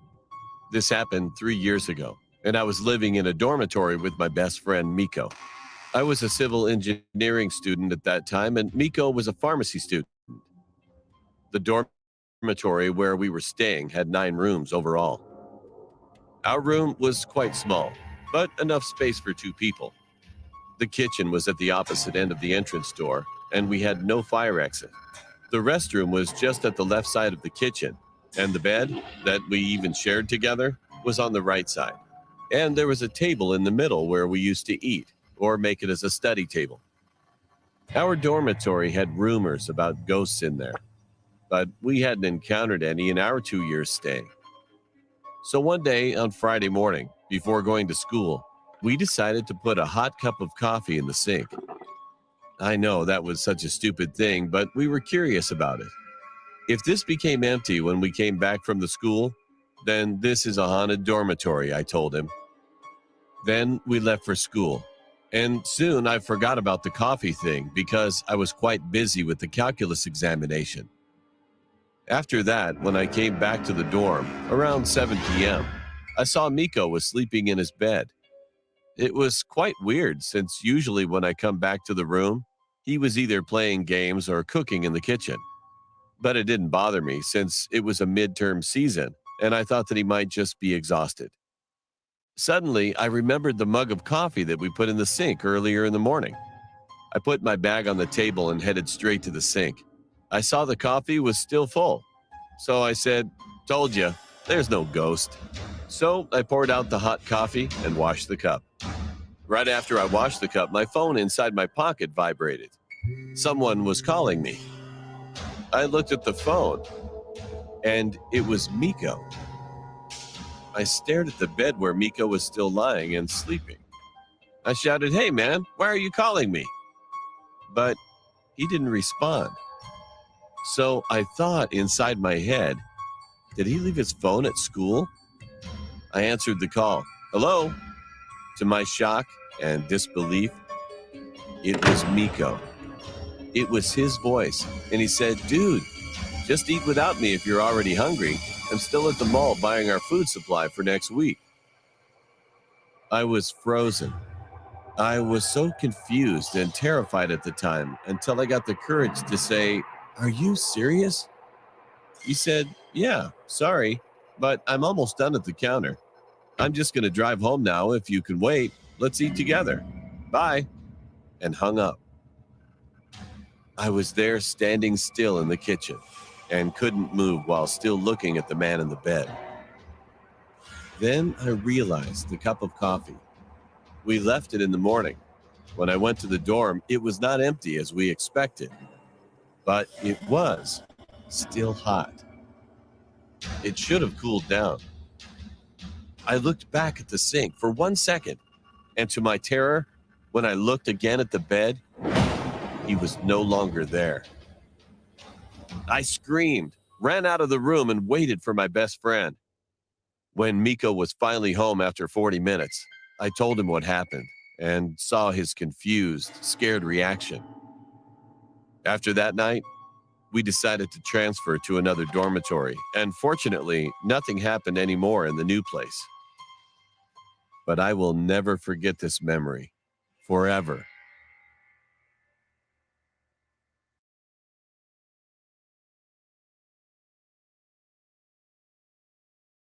Ah! Well, a pleasant way to begin my 3 a.m. shift at Mercy Hospital. The first thing I did as I sat down was cut my finger. It was a paper cut. And despite working at one of the largest hospitals in the state, I couldn't find a single band-aid laying around. I sucked on my index finger like a vampire while I scrambled my desk for that band-aid. I found one. Purple. I'm a hospital receptionist, and all that means is I greet visitors, make appointments, and look nice. Well, as nice as a 30-year-old man who hasn't slept in hours can look. That night, as we call it, it was just me and a few nurses on the floor. Other than that, it was ghost quiet, except for the heavy, heavy rain. I sat back on the cheap recliner chair all receptionists get the honor of using. While adjusting my band-aid, I listened to the television mounted on the corner of the ceiling as it broadcasted a seemingly important message. Authorities say the woman was last seen on Cedar Avenue. I looked up to see if the television was showing any images of this strange woman. None. It was yet another crazy person with no name and no face who we were supposed to look out for. Not creepy at all. Authorities also say the woman was reportedly walking around and asking people very, very bizarre questions. I focused back on my desk and continued working, but I still listened as the news anchor went on and on. She continued. The following statement was issued by an unidentified government official. Listen carefully, folks. Whatever she asks you, answer no. Do not, under any circumstances, answer yes. Officials won't comment further as to why, citing security clearance. Please are asking that you immediately call 911 if you deem anyone suspicious. I thought that part of the coverage was quite odd, but I wasn't sure anything could scare me anymore. Working here at the hospital, I thought I had seen it all. At the flash of the ruby red ambulance lights, I've seen people come in with severed arms, legs, fingers, people who somehow managed to scoop out their eyes, failed suicide attempts, and much, much more. You get used to it. My head was practically sunk into my desk as I filled out paperwork. That's when I heard something very subtle. Initially, I heard it coming from the front doors, the entrance. The automatic doors opened and closed, slamming against each other and sounding an obnoxiously loud thud each time. The very dim lighting I had surrounding my desk flickered incessantly. Hello? I called out, seated behind the safety of my desk. Only the whistling wind responded. Hello? I called out again. I felt obligated to check if someone was there, especially since it might have been someone who was injured and needed our attention. I reluctantly picked myself up from my chair and walked over to inspect. I nearly slipped and cracked my head open as the entrance floor was almost flooded from the rain. I noticed footsteps, wet shoe marks that seemed to come inside the hospital and then back out. I stood near the doors, poking my head outside, and looked. All I heard was the distant sounds of sirens and honking cars. The rain poured harder. The peace and quiet was disturbed within moments of me sitting back down. The automatic door started again, opening and closing, slamming shut, and letting in more rain as they did. But this time, I heard gentle footsteps make their way towards me, tapping closer and closer. Someone slowly emerged from the darkness between the entrance and front desk. A woman with drenched black hair approached, wearing a dark brown raincoat and a pair of boots that were too large for her toothpick legs. Her face was inundated with wrinkles and wet makeup. Her black eyeshadow smudged. Despite the heavy rain outside, she didn't seem to have bothered wearing her hoodie. Hello, how can I help you, ma'am? She didn't respond. She looked around, scanning and observing an unimpressive hospital. Is there something I can help you with? Still nothing. We engaged in a brief stare down, which she won. I looked down and pretended to gather important paperwork. Are you here to visit someone? Then finally, she responded, without talking. She simply nodded and then took a few steps forward, her hands hanging down her side. Her posture was unnatural, almost uncomfortable. Okay, for now I need you to sign here, then we'll have to wait a few hours for visiting time to begin, I said, pushing forward a sheet of paper and a pen. She raised her arm to sign and then abruptly stopped. She seemed startled by something on the desk. She looked at me, tilted her head, and, with a smile that was as wide as her eyes, said, "Would you please move that for me?" I was confused at first, and then she pointed at it with her index finger, as drops of rainwater tapped against my desk while her arm hovered over it. I took the little crucifix we had at the front desk and put it in a drawer. The woman proceeded as if she was going to finally sign the paper and then stop before writing anything. She dropped the pen on the ground and stood there again, staring at me. She asked me a question. Do you reject the Trinity? I'm sorry, I replied. For a few more uncomfortable moments, the woman stood there like an ancient statue. I had no idea what she meant by the question. Ma'am, who exactly are you here to see? Family? Friend? What's your relationship with the patient? Before I could finish talking midway through my question, the woman turned around and walked out the door, still smiling and her eyes as wide as I'd ever seen on a person. I went back to work and tried to move on, but her creepy mannerisms were trapped in my mind throughout the night. At around 4 a.m, I spotted one of the children in our hospital walking down the hall. Nina, is that you?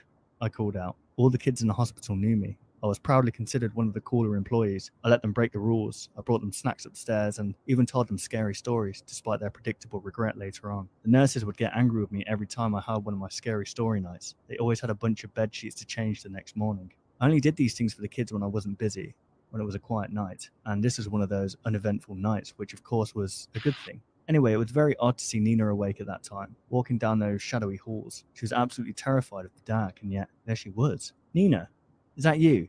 I squinted my eyes as I walked towards her. Sorry, Matt. She began. I don't want to be there anymore. She had dragged her blue blanket along with her, which was her way of gesturing to us that she wanted to move to another room. "The other kids bothering you again?" I asked.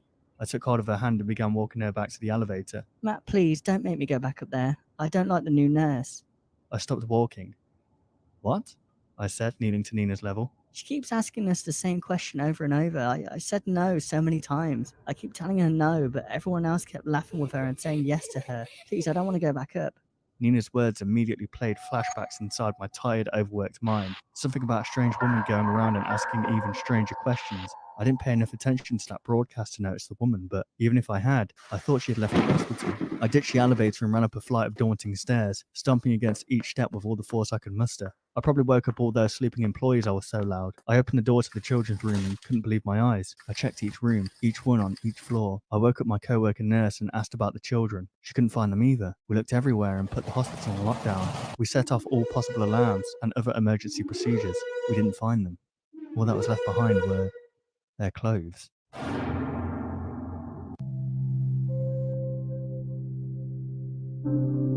It happened on a Friday night. When I came home from work, I texted my friends and told them to grab a drink with me, but they didn't feel like doing anything this weekend. I'm 24, and all my friends started working too, so I understand that they wanted to stay at home, be cozy, and just relax. I was home alone at the time, sitting all by myself, and then something just came to my mind. I just wanted to drive somewhere. So I got in the car again and drove for a while. Then I tried to find a spot to park my car to have a smoke. There was an underground parking lot that was placed in a one-way street. It was around 11:30 p.m. Even though it was a big city, there wasn't much activity around this area. After smoking, I walked back to the parking lot through the dark, small streets. But I was getting anxious and thought to myself, what if someone is following me? I'm out here all alone. So I turned up the pace and reached the parking lot. There was nobody at the parking lot, so I was relieved. But at that very moment, someone behind me shouted loudly. I got the chills and the hairs on the back of my head stood up. I slowly turned around, and there was this huge guy in a hoodie. He came to me and started talking. He was talking about how he just came out of prison and that his wife changed the locks on the doors. I noticed that his right hand was in the pocket of his hoodie. I swear I saw the outline of an object in that pocket. I immediately thought it was a knife. Crap, this is not supposed to happen. I'm gonna die in here, I thought to myself. With a quivering voice, I told him very politely that I had to run the graveyard shift at work so that I could leave. And that was when his voice started to change. He angrily said, "No, you have to help me." I reached in my pocket and took out $30. That was the only money I had on me, and I just handed it to him. He took the money, but became angrier and shouted, "Hey, man, is this the only money you've brought?" He took another step and was much closer to me. But what happened next was a miracle. A loud sound came from a door that was shut outside the parking lot. He got distracted and turned his head around, and that is when I rushed to the elevators. It was a separate room which was only accessible to people who parked their cars there, because the door could only be opened with the parking receipt. I got into the elevator safely, but then I heard his loud footsteps behind me. I ran to my car, got in, and started it. I slowly pulled up to the gate, and it opened. Although I could see the guy charging at me when I tried to get out of the parking lot, it was too late for him. I stepped on the gas and drove away as fast as I could, and it only took me 15 minutes because I was using too much gas. To this day, I can't stop thinking about what would have happened if that door outside the parking lot wouldn't have made that loud noise.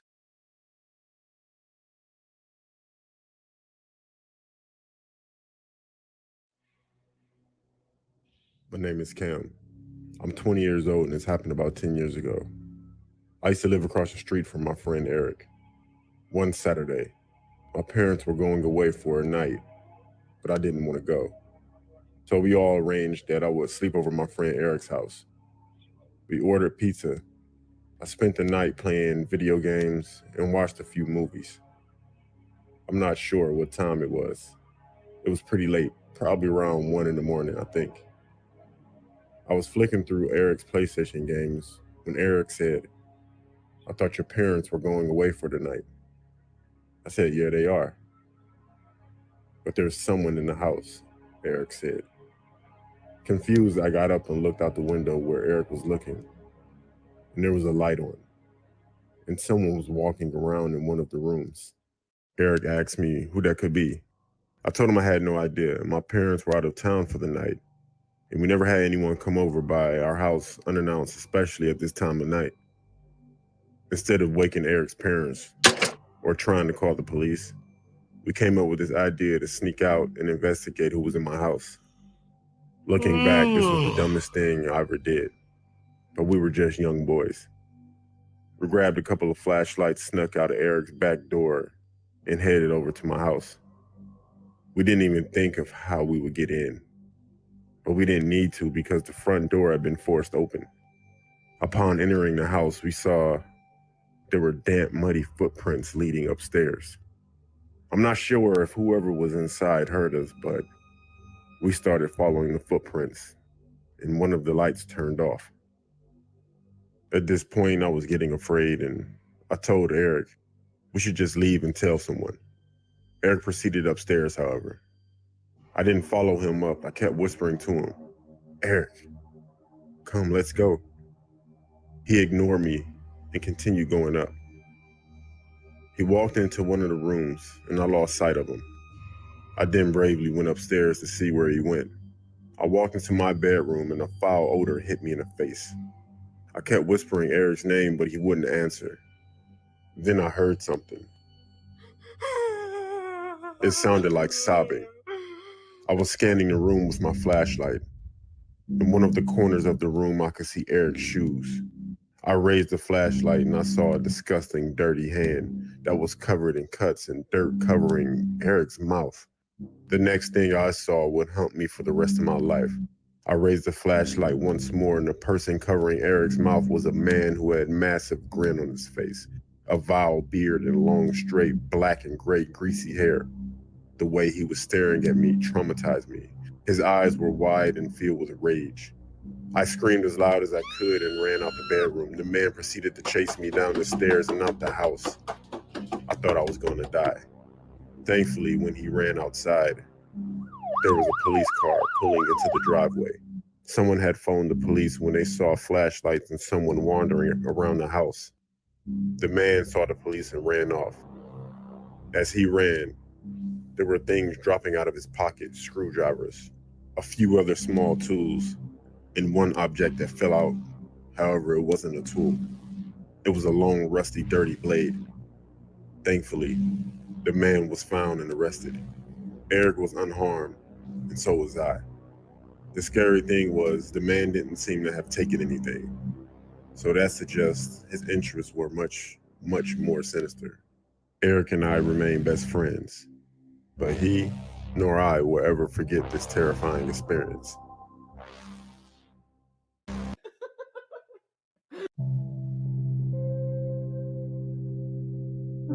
I'm a 16-year-old girl, and this took place in July of 2019.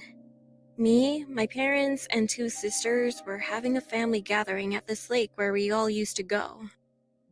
We hadn't been to this lake in a few years, so I was excited to be going back.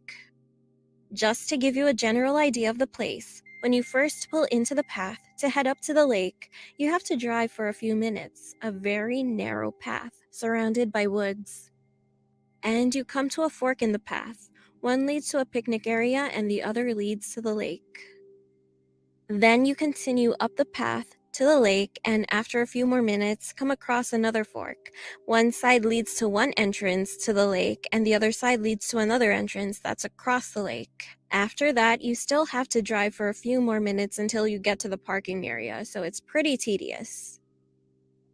We'd already been to the lake for a few hours, and suddenly I got a headache. My mom gave me the car keys so I could go sit in the car with the air conditioning on.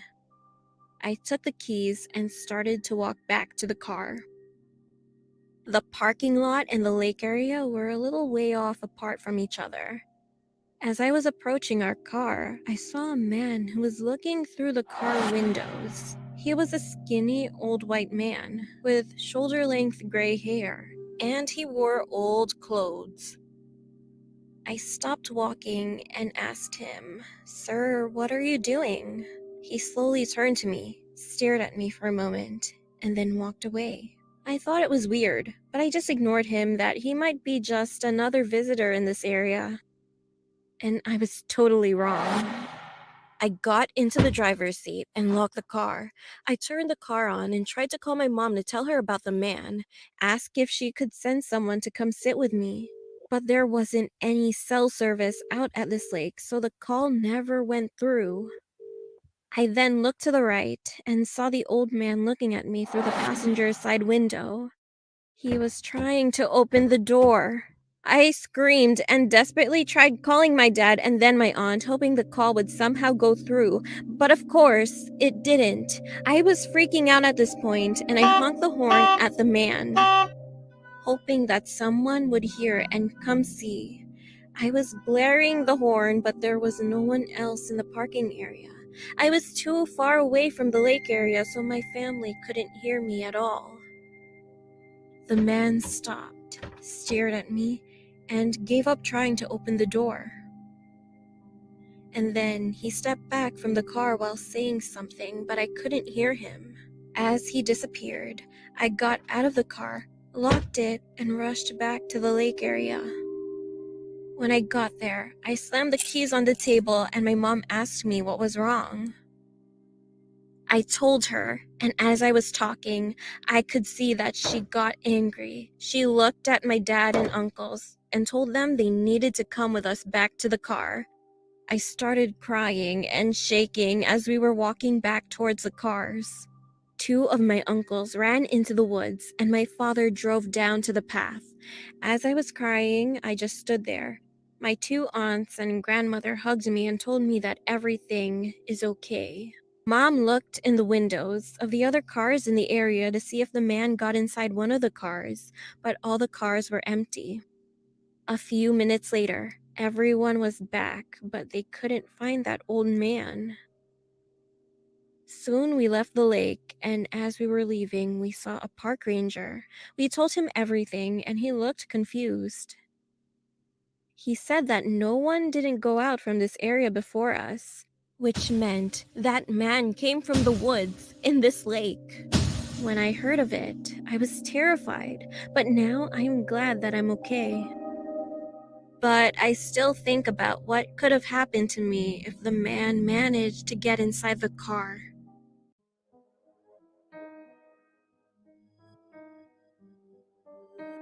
I'm 17 now, but this happened when I was 13 years old. My mom couldn't pay for the household on her own since my parents divorced. So she rented one room, and I used to share a room with my mom. I had one older brother, and he was staying with his dad. And that night, I had to sleep around 9 p.m. because I had school the next day. I shared a bed with my mom. She slept on the other side while I slept close to the wall. For most of the nights, I always fell asleep pretty fast and well, but sometimes I had dreams or nightmares since I was little. However, this nightmare was different than any other nightmare I've ever had. I was walking in a room, and I saw an older man standing near the closet. I tried to speak, but when I opened my mouth, nothing came out. I had no choice, so I walked to him. And when I got closer to the man, he suddenly collapsed on the floor, clutching his chest. His eyes were so wide, almost bulged out, and his mouth was also wide open. He looked like he was gasping for air. His body was trembling terribly. I couldn't get much closer to him anymore because I was too scared to see it. His skin color became paler and paler, like his warm color was being sucked away. I only froze and felt my own heartbeat faster than ever before. I felt like my chest was about to burst open in any second. The man was gazing at me, and soon the pupils of his eyes went up slowly. That was the most horrible moment in my life. Then suddenly, I could let my voice out, and when I got up by myself, I saw my mom's worrying face looking at me. I could only let out a sob. I thought everything was fine. Nothing could be more serious than this. But I freaked out when my mom finished the conversation that she had on the phone. Once she ended the call, she told me it was my older brother and that Dad just died from a heart attack. I couldn't believe what my mom was saying. I immediately told my mom about my nightmare. She only stared at me in pure shock, and we both didn't say anything while we hugged each other. That day, the only thing I could do was pray for him to rest in peace.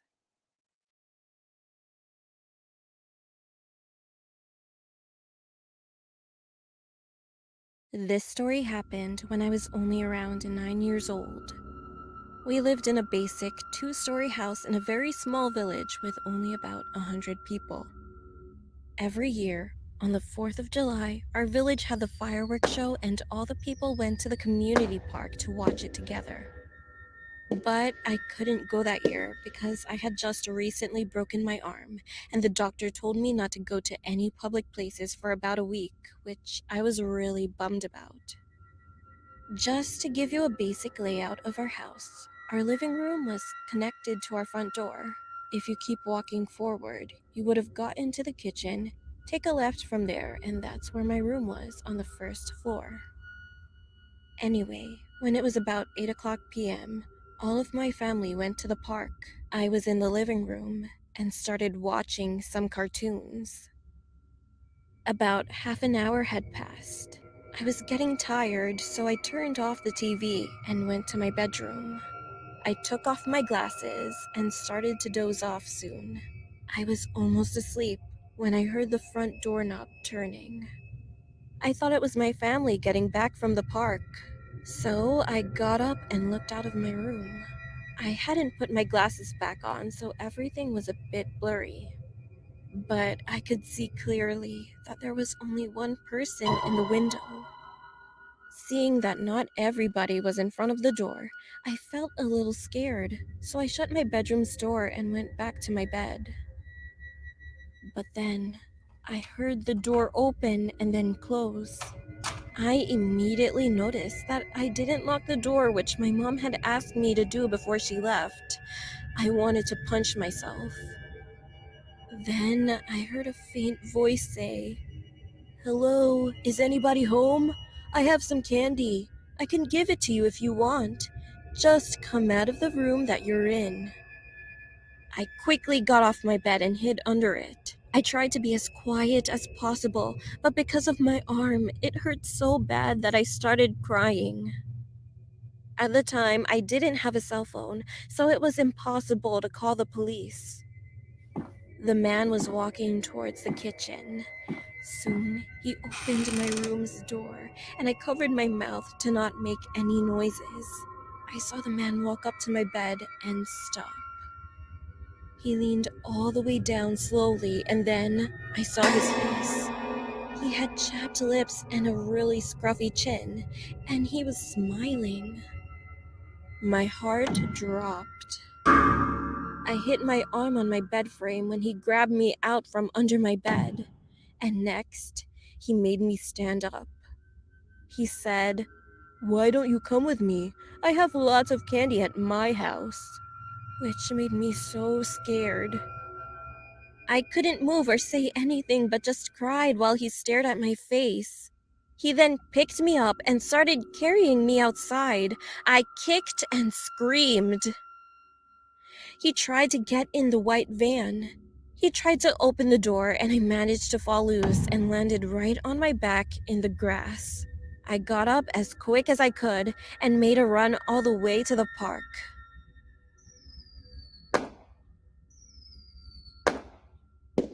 I found my family and told them everything that just happened to me while crying. My dad called the police as we got in the car to go to the hospital since I felt so much pain in my arm.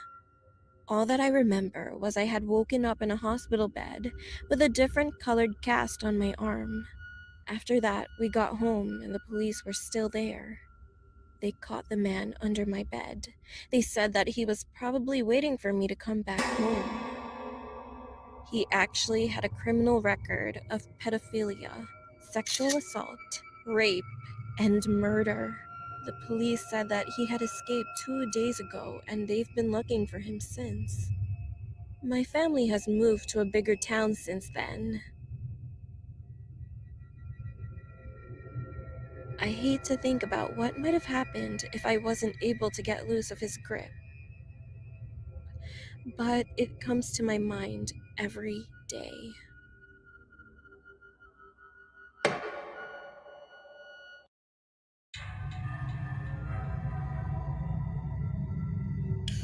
My name is Pascal.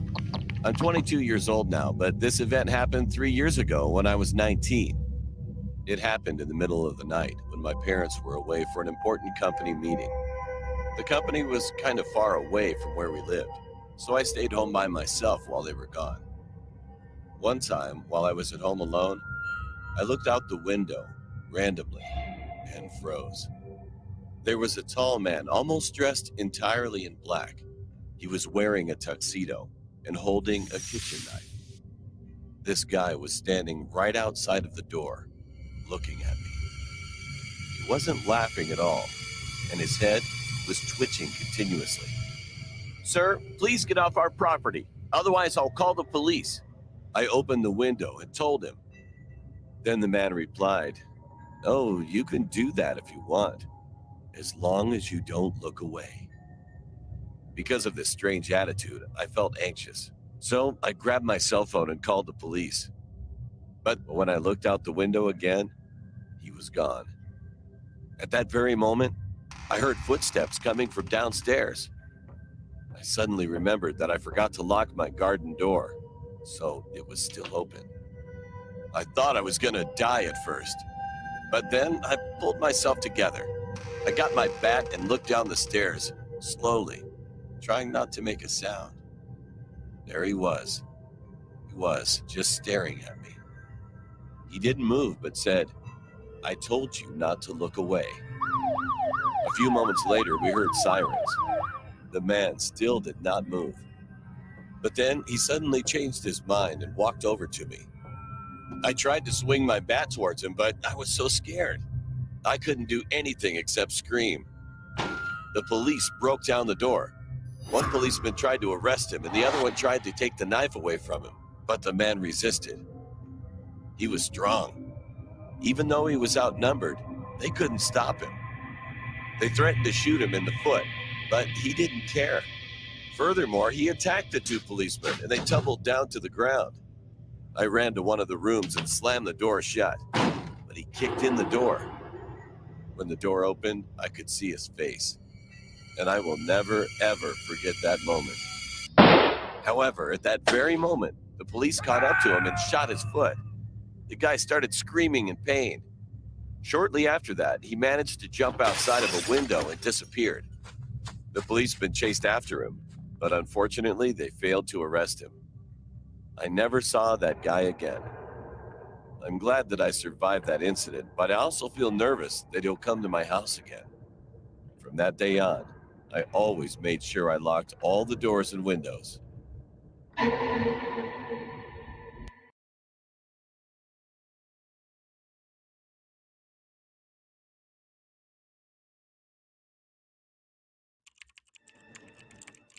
When I was a teenager, I would often explore the deep web with my friends, specifically weird stuff on Hidden Wiki. There were definitely a lot of links to choose from. I never clicked on the violent links because I'm not into that. My friend Latrice told me to click on one that says new best friend. After doing so, it takes you to a page where you have to make a profile. I put the name Lisa on my profile. My real name is Susan. Once I made the profile, you are directed to a main page that has categories. They were silly, serious, smart, and smothering. We clicked smothering. I thought it was funny. After choosing, there was a list of people with their pictures, male and female. I clicked on the profile of a guy that had the name 5, like the number 5.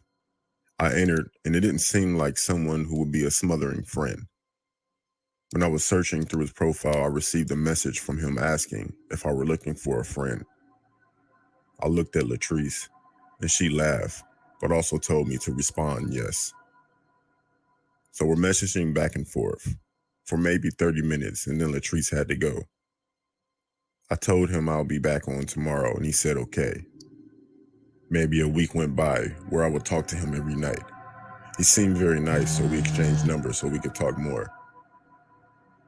Everything seemed fine until I clicked on another profile and someone else messaged me.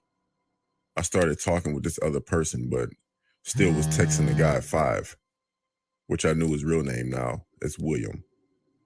The new guy had the name Bill on his profile. A day went by, and he seemed cool, but then William randomly asked me why I was talking with Bill. I didn't know what to say, so I never responded. He kept texting with angry messages, so I blocked him. I didn't receive any texts, only a single message on that site, and it said soon. One day after school, my friend Latrice came over to have a sleepover. We got comfortable, went to my room, and did our usual of surfing through the web, being nosy. I brought up that guy. Then I received a text message that said, "Why'd you block me?" from a random number. I replied with a question mark. Then it replied, "It's me, William." He texted me from another number after I blocked him. I told Latrice how creepy this guy is. Then Latrice stopped me from talking because she thought she heard something. Then I heard a voice. "I'm not that creepy." We both responded by screaming and looking around. I saw someone coming from under my bed, so we ran screaming out of my room, and my mother called the cops. They didn't get him because he left through my window, and nothing could be traced back to him. I'm starting to think that he was both of the people I was talking to. That definitely opened my eyes to the dangers of the internet. I will never visit the dark web again.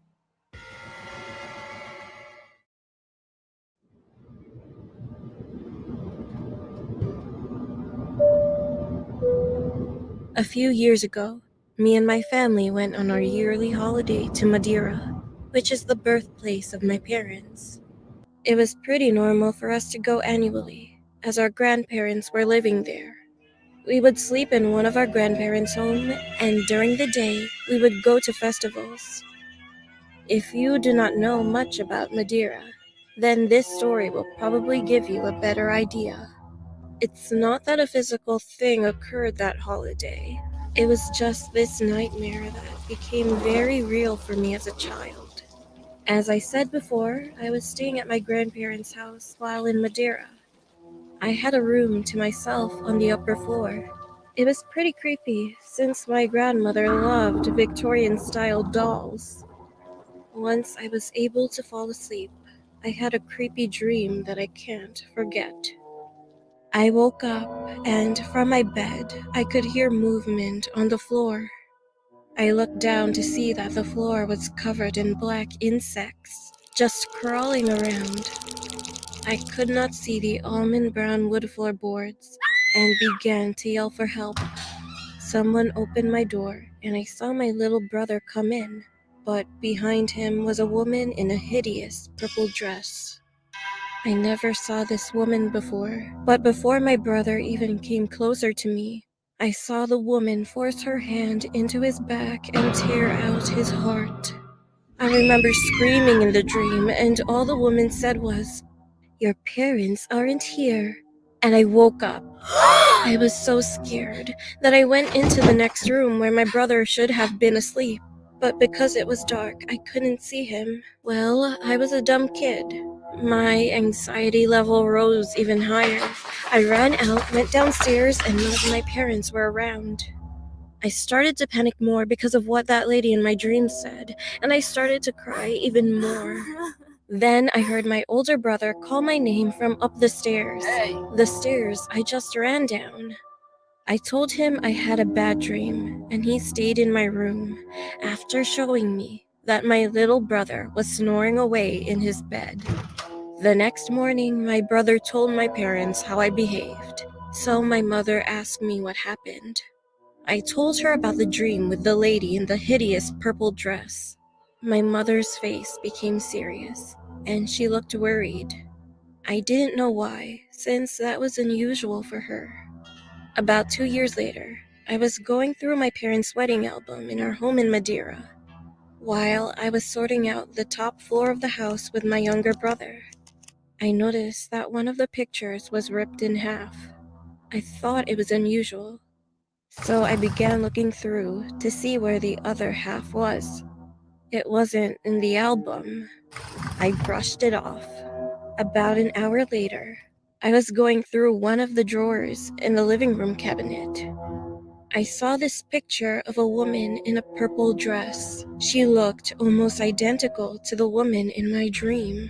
It was the same dress.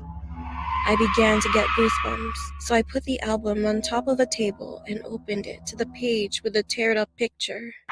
I began to shiver once the tear of both pictures fit perfectly well together. With worry, I began to ask my mother who was in the image. All I know to this day is that she is perceived as a witch and fled with my maternal uncle from Madeira soon after the whole community began to believe it. This is possibly all just a coincidence, but it does send a shiver down my spine. I've never met this woman, but she appeared in my dreams. I have no idea on whether or not I will forget the specific details of that dream, especially since I found out more about this woman, who is my aunt-in-law.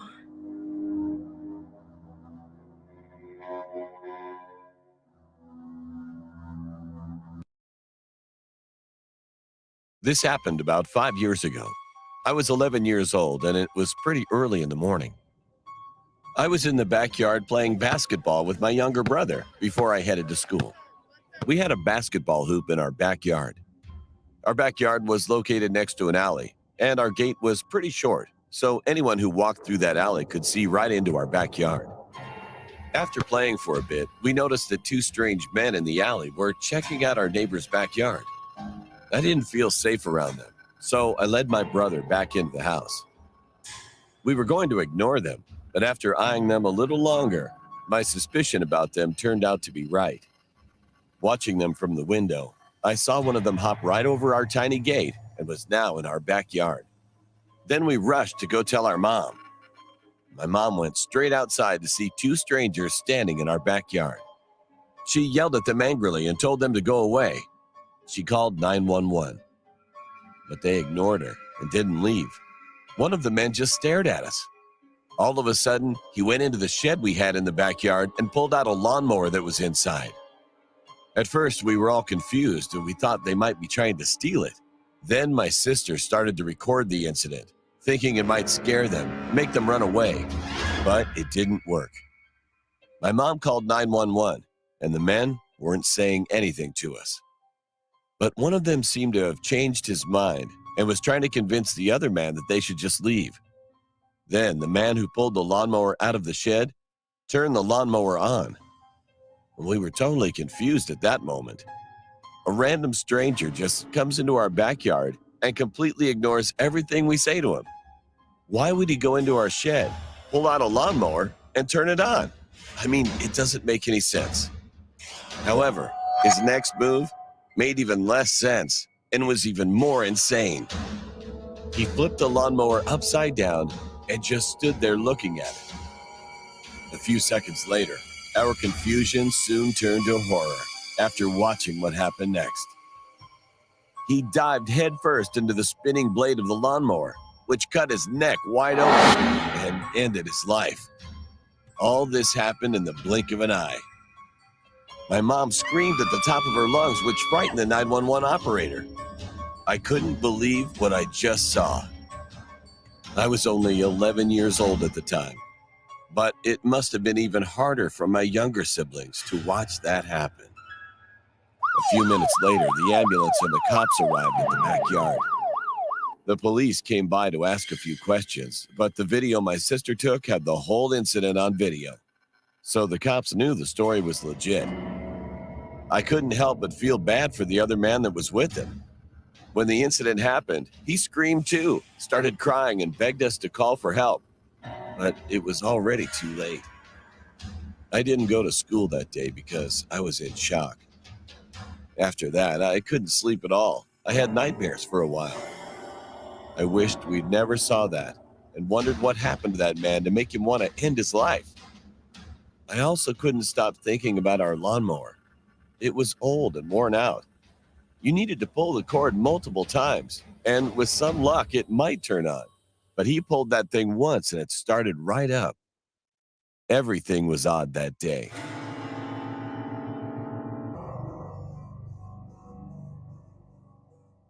This happened to me when I was 17 years old. I live in Canada, and this situation took place during a snowstorm at around 9 p.m. It was extremely dark outside, and I was waiting inside a bus stop shelter after my part-time job to get home. Although I live in a crowded city in Toronto, it was very quiet that night, and there were barely any cars on the road due to hazardous weather conditions. I was waiting all by myself for about 10 minutes until one man who looked like he was in his 50s entered the shelter. He had a disgusting smirk on his face, which made him a bit creepy looking, and that pretty large guy started making small talk with me. He had a creepy low voice, and he kept asking me what I was doing out in this weather and where I was going. I was feeling anxious, but there was only me and that man, so I told him I was going home after work. He smiled and said to me that the buses are going to be delayed because of the weather and won't be coming in for a really long time.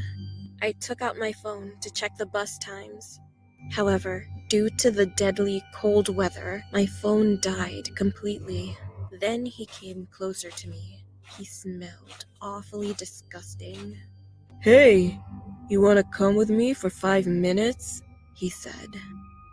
I said, "I'm sorry, sir. What do you mean?" He said, "Let's go hang out for a bit. Don't worry, you won't miss your bus. I will bring you back safely. Come on." I wasn't stupid and was aware of pedophiles, so I stepped back and refused. But he kept insisting that I should go with him. I was so afraid that he would do something bad to me. However, luckily, one lady came into the shelter, and the man immediately closed his mouth. After waiting for some time, the bus finally arrived. It was me, the lady, that creepy man, and 2 other people on the bus. He sat all the way at the back of the bus where he could watch me clearly, and I noticed that he kept staring and staring. I was so nervous, and when it was my stop, I got off along with the lady. And as I kept walking, I saw that the man got off with us and was right behind me. I freaked out and thought there was no choice at all, so I grabbed the lady's arm and asked her if she could walk me home because a man was following me. She also noticed that the guy was acting strangely, so she whispered that she would take me home. I walked with the lady, and when I looked back, he stared at me for a while and disappeared.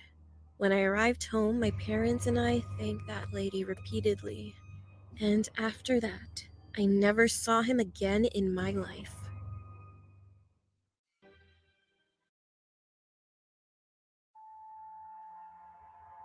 This happened when I was about 11.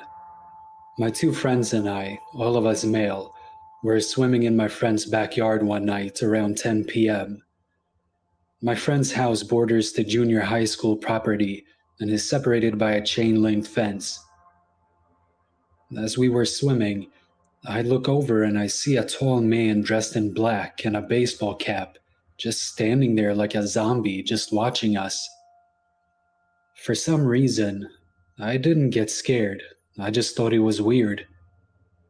I mentioned him to my friends, who both look over and immediately start screaming their heads off and start swimming away to get out of the pool. Their reaction woke me up to the situation, and I started swimming out of the pool too. We are one by one trying to use the ladder, and I was in the rear, so as I'm waiting, I look over and the guy is scrambling up the fence as fast as he can. We made it to the house and managed to slam the door and lock it just as he reaches the door. This was the back door, which was like 80% clear glass, so he just stood there looking at us as we screamed our heads off. I even noticed he was holding a baseball bat. We run and hide behind the living room couch, and he keeps jiggling with the doorknob. But luckily, he never used the bat to break the glass, which would have been really easy. He walks away, and my friend runs and turns the security alarm on and calls his dad, who was off running errands. My friend's dad said he was almost home and to stay inside. We turn the TV on and start to calm down, when all of a sudden, the alarm goes off. I almost shook my swimming suit for the second time, and our stupid 11-year-old minds decide just standing there screaming was the best option. My friend's dad happened to get home while this is happening. He gives the operator the secret password that everything is okay, grabs his gun and searches the property, but he didn't find anyone. We still swam at night after that, and we never met that crazy guy again.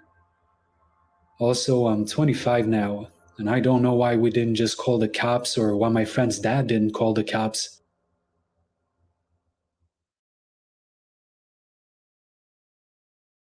This happened around the year 2011 when I was 13.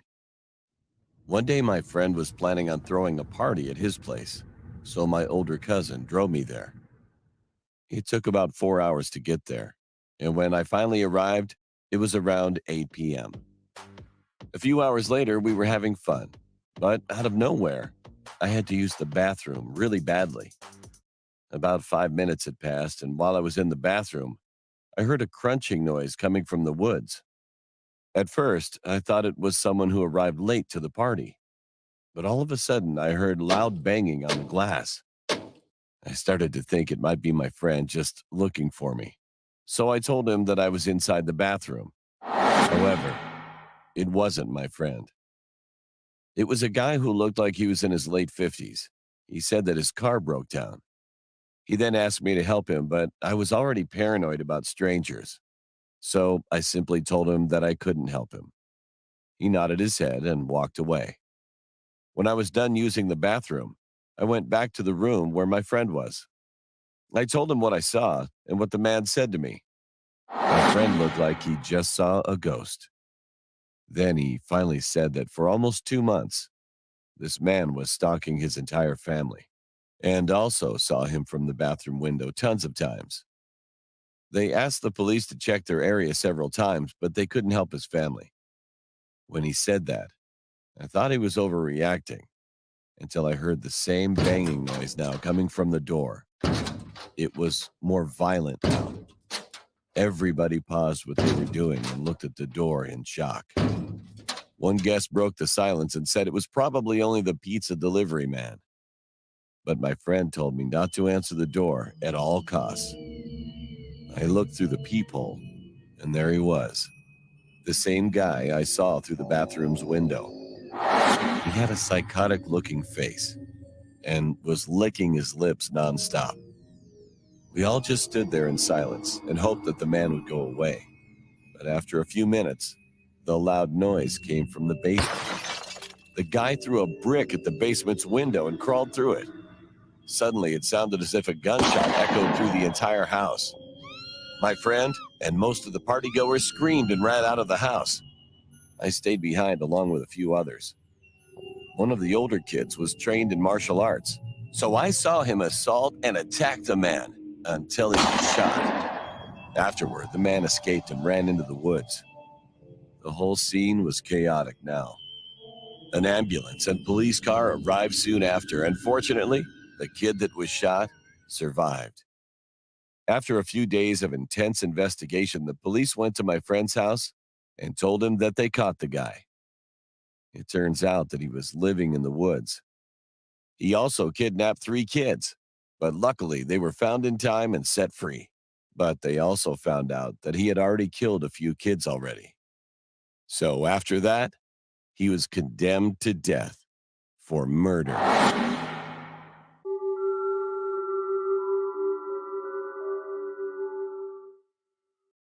This happened a while back when I was 11. We used to live in a 2-story house with the second floor being a wooden floor. There's a slight crack on the floor, so if anyone steps on it, it creaks. And one night, I woke up at around 1 a.m. The moment I opened my eyes, I heard heavy footsteps behind me as my body was facing the wall.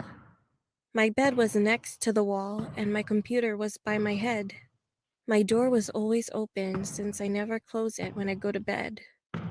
At first, I was confused about why there were heavy footsteps with chains dragging on the floor. The heavy steps sounded as if it stepped on the floor's crack. I heard the floor creak.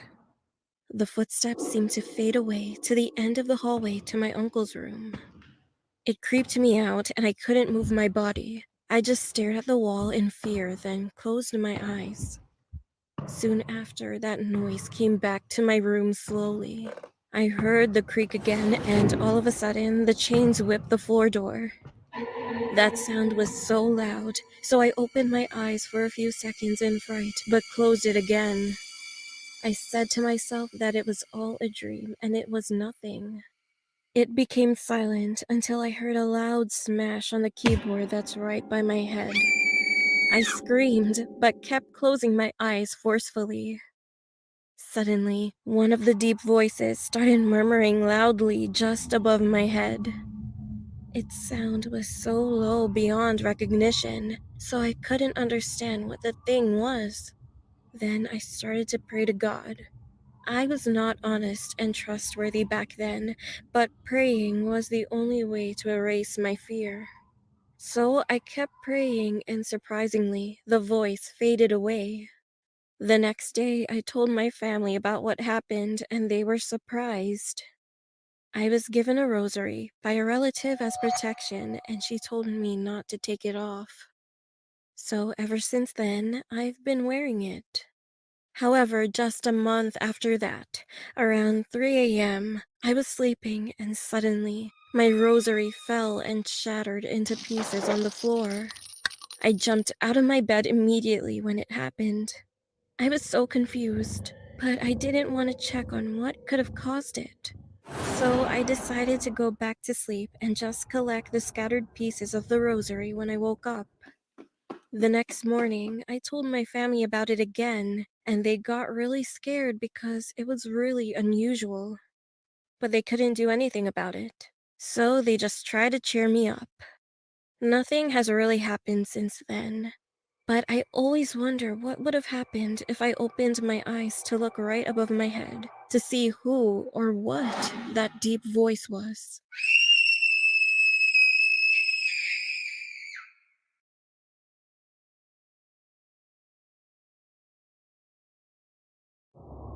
This happened a couple of years ago. One night, my mom decided to hang out with her friends at a casino, and my dad was at work. So my 2 older sisters and I were home by ourselves. My sisters were 14 and 15 at the time, and I was 11. After my mom left, it was pretty exciting to be home by ourselves. But an hour later, it got boring, so we decided to play a game. We ended up playing hide and seek. At that point, I was a bit scared because it was 11 p.m., almost midnight.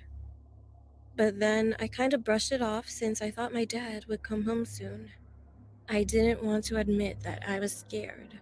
Also, I don't want to be home alone, so I decided to play. Let's just play hide and seek in the backyard, I suggested, but she refused. There are no hiding spots back there. Let's go to the forest, my sister said. After my sister said that, shivers went down my spine. But anyway, we stepped into the forest that's nearby.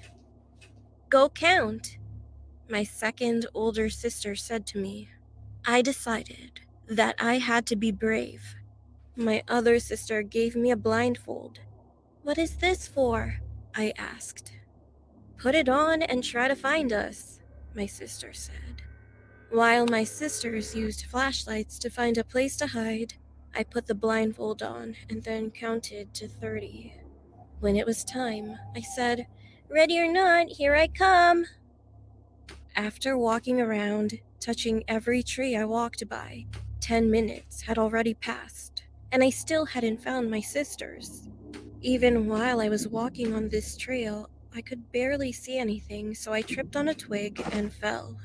My clothes got dirty and my knees started bleeding. But I had no choice. I got up and walked around some more.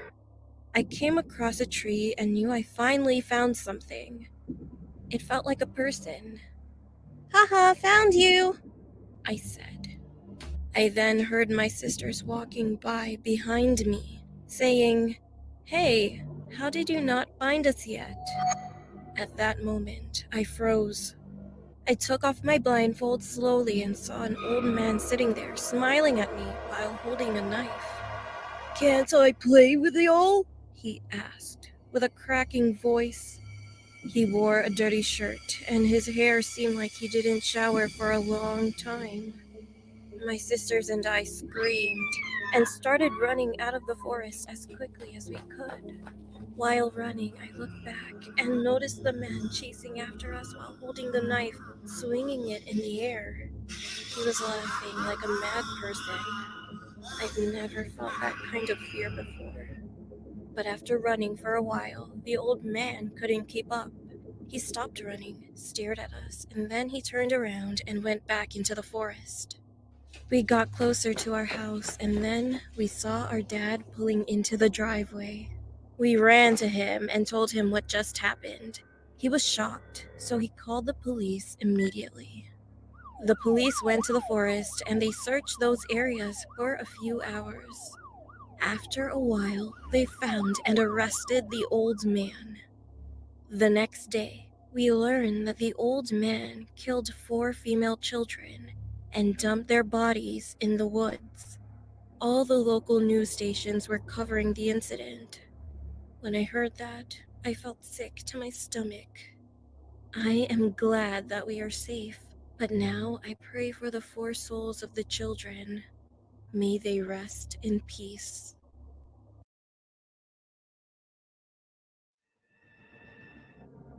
I have a sister who got married when she was 18. She had a daughter named Susie. Her husband was unemployed. She had to work 2 jobs to support herself, her daughter, and her husband. Every day, she left the house at 8 a.m., and she only returned around 8 p.m. every night. Around this time, Susie had an imaginary friend. She told my sister it was a little girl named Jessica. Susie would talk about her all the time. My sister even overheard her talking to Jessica. It creeped her out, and after a while, she told Susie she was forbidden to talk about the girl. We weren't allowed to mention Jessica when we came over to visit. One day, Susie told her mom, "Jessica is mad at you because you don't believe she's real. She comes to play with me when Daddy closes the closet door after you leave, and he lets us out before you come home." My sister had no idea this was happening.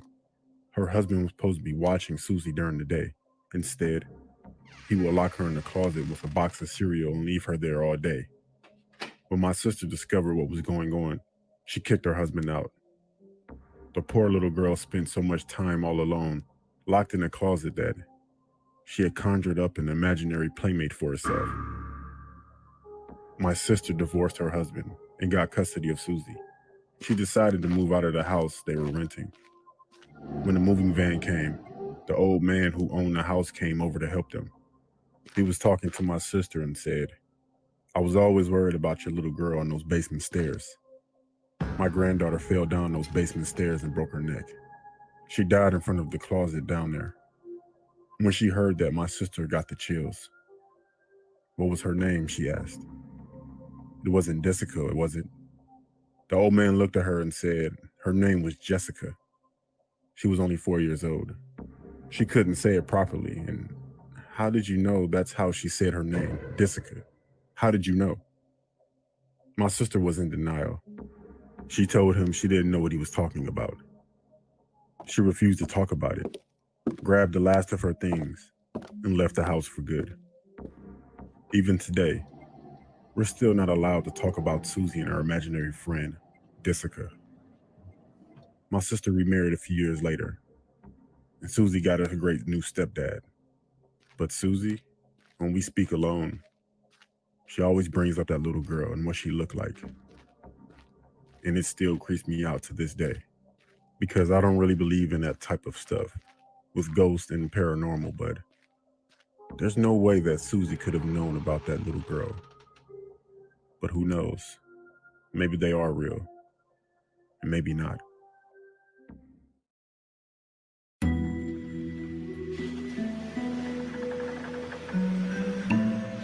Every night, I hear my mother through the walls, but she never talks during the day, only at night. Like clockwork, she begins at midnight and abruptly stops at 6 a.m. I've heard everything from harsh whispers, playful talking, cackling, and even screaming. Some of the things I hear her say frighten me. It's about dark and dreadful things. Whenever I enter her room to check on her, the silence is there.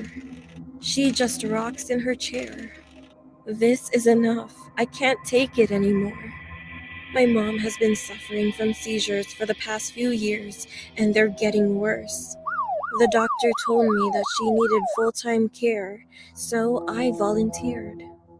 Even though she has always been estranged and I hadn't seen her in a decade, I knew she needed me.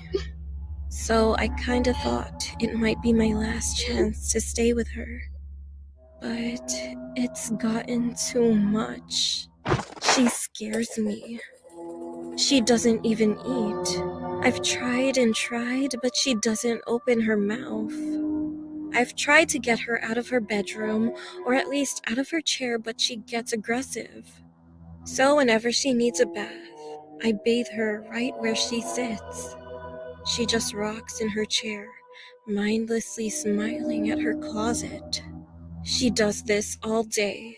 I have no idea what I have to do next. I'm about to go insane. I can handle caring for her during the day, but at night I can't anymore. So I finally went to the doctor for some help. I told him that she's been keeping me up at night with her whispering and talking. And I also told him that it's getting too much and she's starting to scare me. But his facial expression while looking towards me was weird. He stared at me like he didn't understand what I was talking about. And what the doctor said next scared me even more. Well, I think you had a bad dream.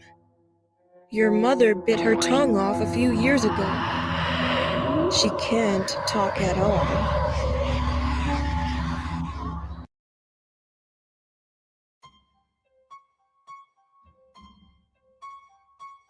It happened when I was around 11 years old. One day, I was at my friend Kenzie's house. My other friend Emma joined us too. It was a lazy weekend, so we decided to kill some time by baking cookies and doing other things. We all gathered in Kenzie's room and did our geometry homework, which was the main reason we were all there. But soon after, we got bored doing it since we were young teenage girls. So we jumped on the bed, watched YouTube and Netflix, and told each other scary stories. The one I'll never forget is Kenzie's story. She told me a story that kept me paranoid for the rest of my stay at the house. She told us the owner of the house was found murdered in this house, and she sometimes feels like someone lives in her closet. A few hours later, Kenzie's parents said that they were going to a party and wouldn't be back until 6 in the morning. Kenzie didn't want to spend the night with her grandma and little sister, so she suggested that we should have a sleepover. It sounded like a great idea, So we just called each of our parents, and it took a lot of convincing to have the sleepover. When we got permission, we all changed into Kenzie's pajamas, got in bed, and watched something scary. It was almost 8 p.m. Kenzie's room was so messy, it almost looked like a pig's pen, so we decided that we would record a time-lapse of us cleaning. We were in the middle of cleaning the room when the doorbell suddenly rang. It was our pizza delivery. We all forgot to turn the camera off and left to eat. We just sat in the living room, ate, and talked for a while. After we finished eating the pizza, we went back to her room. I realized that we left the camera on. But as I reached to grab my phone, I felt something. I was anxious, even though her room was very silent. So I told my friends to come closer. We all stood there and watched the video. As soon as we left, the window opened slowly. There was a man who came inside, and then he ran into the bathroom. We all froze, knowing that someone was in the bathroom, which was connected to this room, but tried not to make any noise. Then Kenzie told us that we should all leave this room, so we did just that. We went to her grandma's room with her little sister. We immediately locked the door, called the police, and Kenzie's parents. Thankfully, the police arrived in less than 5 minutes. When they arrived at the house, they went to Kenzie's room and found the man. Near the sink was a gun and a pocket knife, and they arrested him. It turns out that he was put in jail last week for raping young girls and then murdering them. But he escaped prison and tried to find another victim. I couldn't help but imagine what would have happened if I didn't look at the footage on my camera. To this day, I hate going to sleepovers. Now I'm 16, and I heard that the man escaped again after killing the security guards. I hope he's not looking for me or my friends.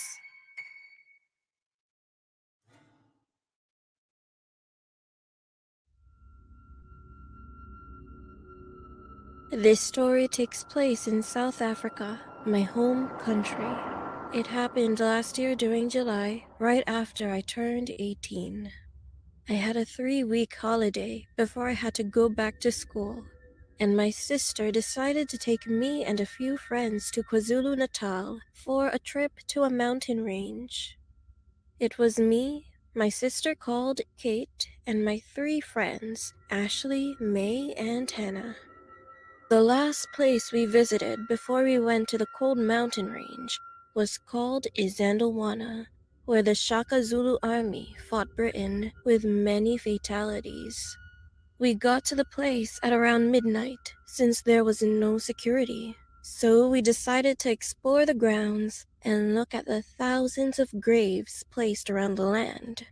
It wasn't until after I asked to give it a rest and find a place to stay for the night that my sister pulled a box out of her bag.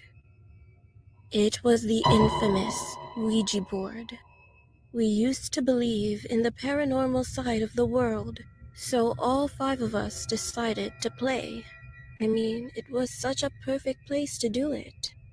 So we sat down by one of the bigger graves and started playing. But the board wasn't really doing anything until my sister lost her temper and took her fingers off. The key started moving around in short circles before going over the letters and spelling out RUNTHEAREHERE.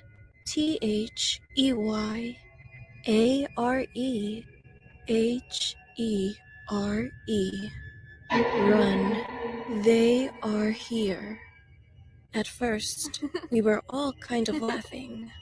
We weren't really scared because we'd had a crap ton of alcohol before playing the game and thought it was one of the girls doing it.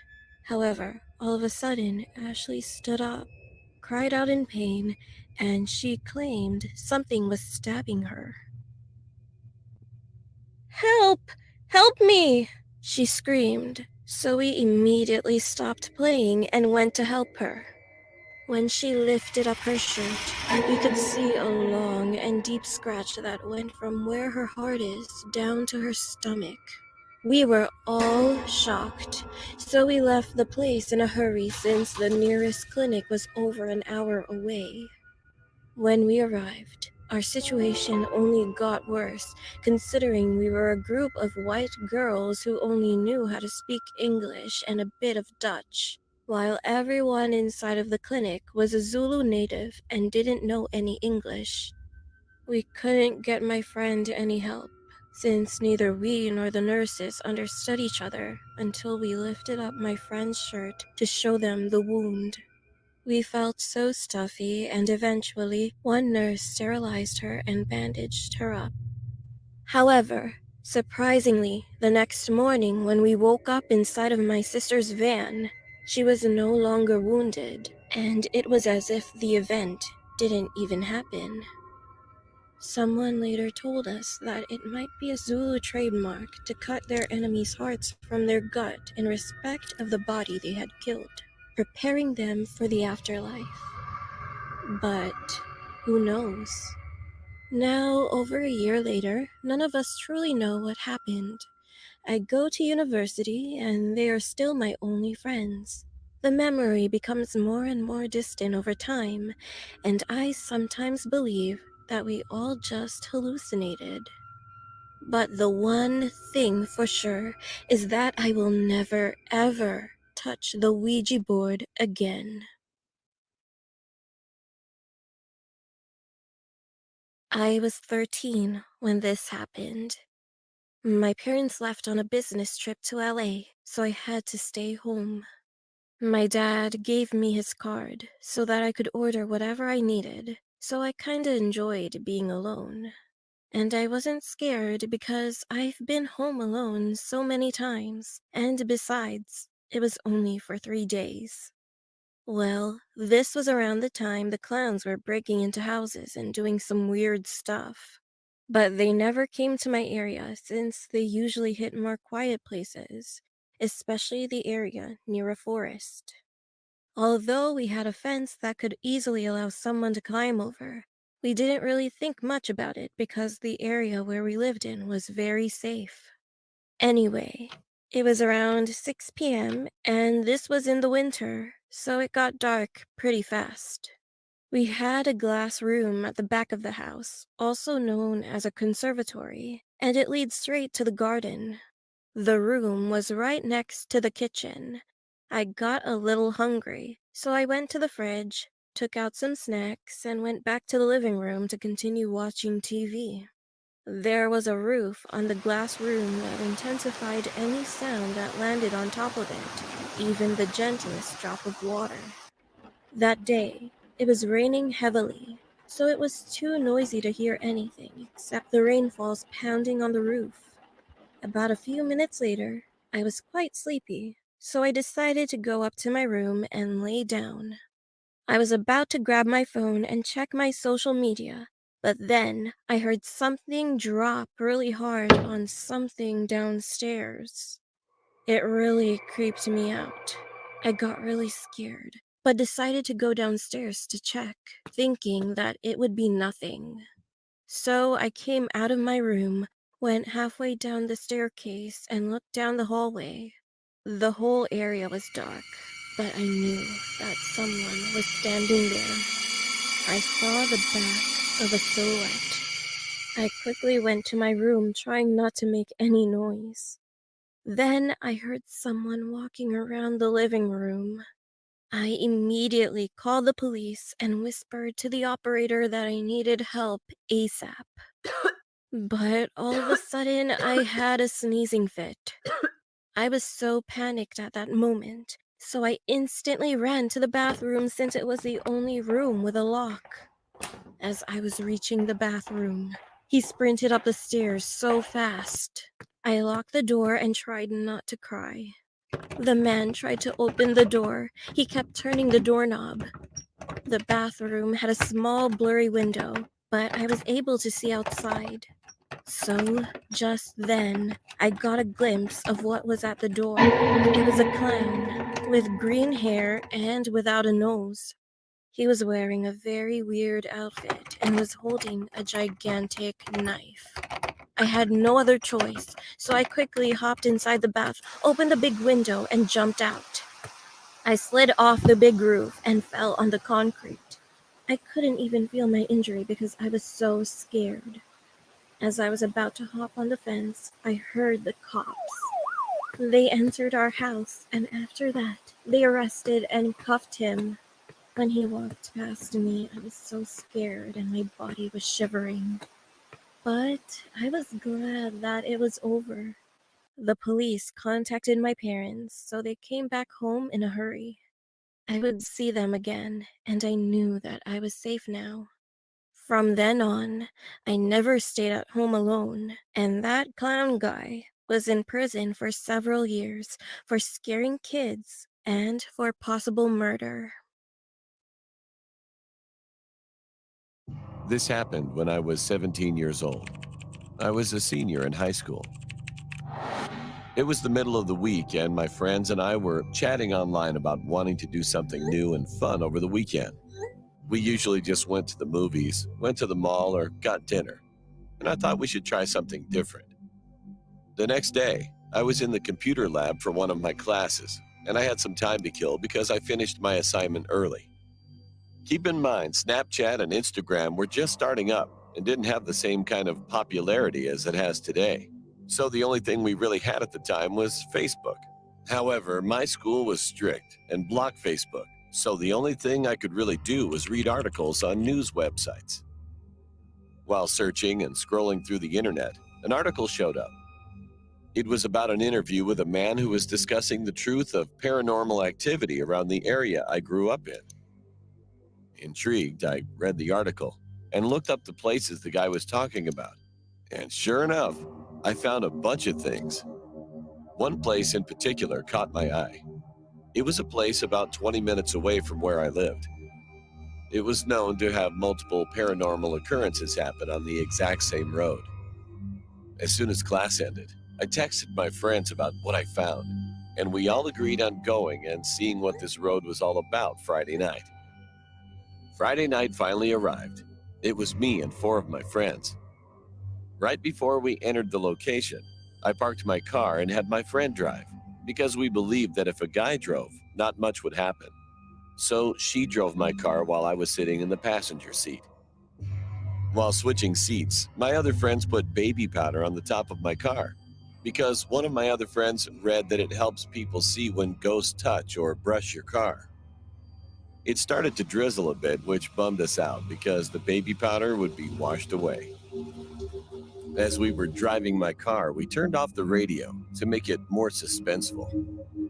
All of a sudden, we heard someone from a distance scream bloody murder. At that moment, I heard the sound of a car door trying to be opened, as if someone was aggressively trying to get into my car. After that, we saw a police car driving so fast with the sirens on, as if they were chasing someone on a major highway. The problem with that was the road was paper thin and had tons of sharp turns, so you couldn't go that fast without crashing into another car. Plus, the car didn't have any of the county police or trooper tags from the area I lived in. I knew that because my dad was a cop, and I saw all kinds of different cop tags in my lifetime. I was freaked out that those two things just occurred. We were all freaked out and drove to the nearest parking lot so that we could calm down. As we got out of the car, one of my friends started to freak out even more. The baby powder on the roof of my car was smeared, and it was all over my passenger seat side door. What was even more creepy was the fact that there were finger marks all over the door. Now, this wouldn't normally creep me out, but we were driving the entire time, and we all made sure not to touch the doors when entering the car. The strangest part was that the finger marks had no fingerprints, but were clearly shaped like a hand. It was as if someone was trying to reach for the door handle. Not only that, but we also noticed that there were fingernail claw marks on my door handle. This freaked me out because earlier I heard someone violently trying to open my door. In the next few days, we told everyone, both online and in person, about that night and how it freaked us all out. Then someone sent me a link to an article about the street we drove on and all the activity that occurred on it. But it wasn't the one I originally read. It was a different one. As I was reading the website, I started to notice that all the things mentioned also happened to me the same exact way that night. But what freaks me out the most to this day is thinking about what would have happened if I didn't have my door locked. Would the door have opened up?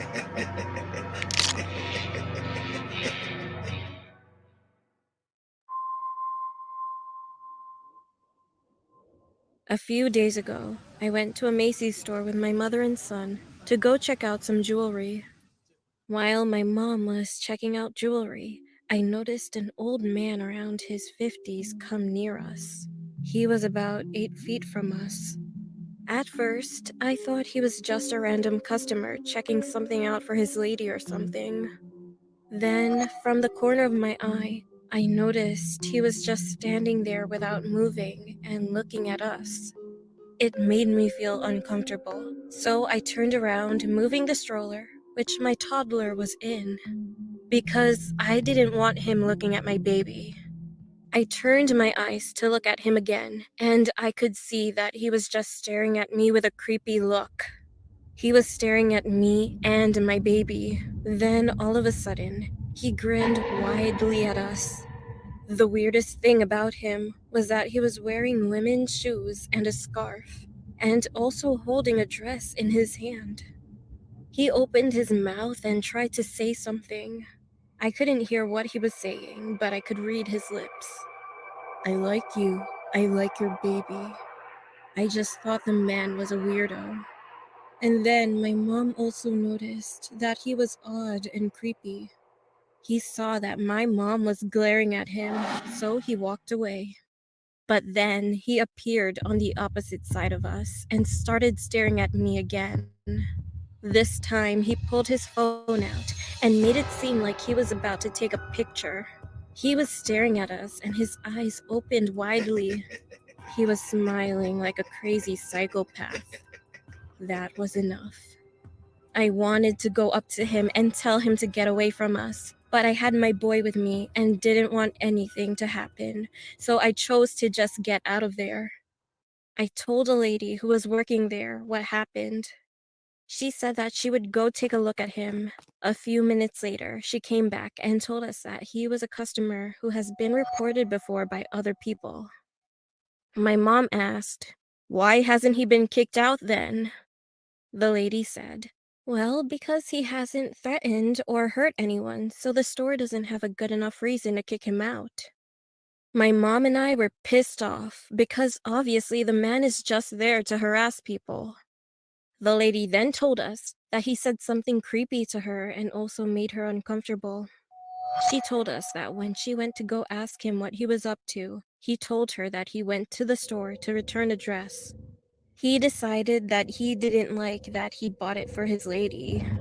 He told her with a smile, "Yeah, I need to change quickly because she's cold now."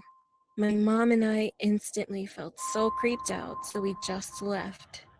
What did that mean? Could he have been hiding a dead body back at his place? A few days later, and I feel relieved that the crazy guy didn't harm us. But I'm still wondering what he meant by, "She's cold now."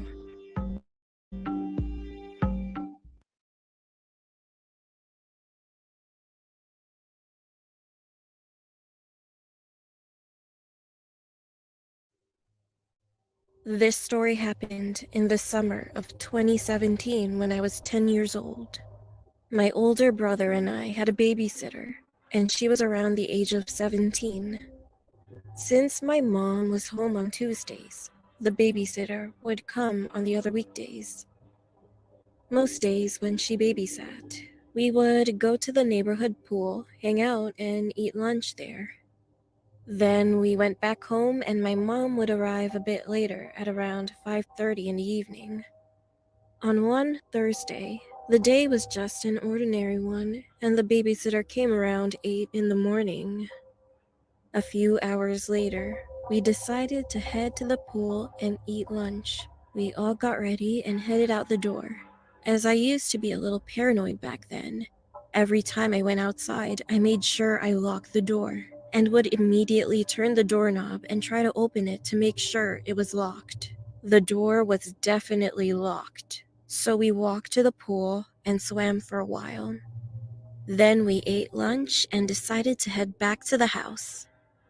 When we got home, I pulled out the key from my bag, but I noticed that the door was a crack open. I pushed it, and the door swung open.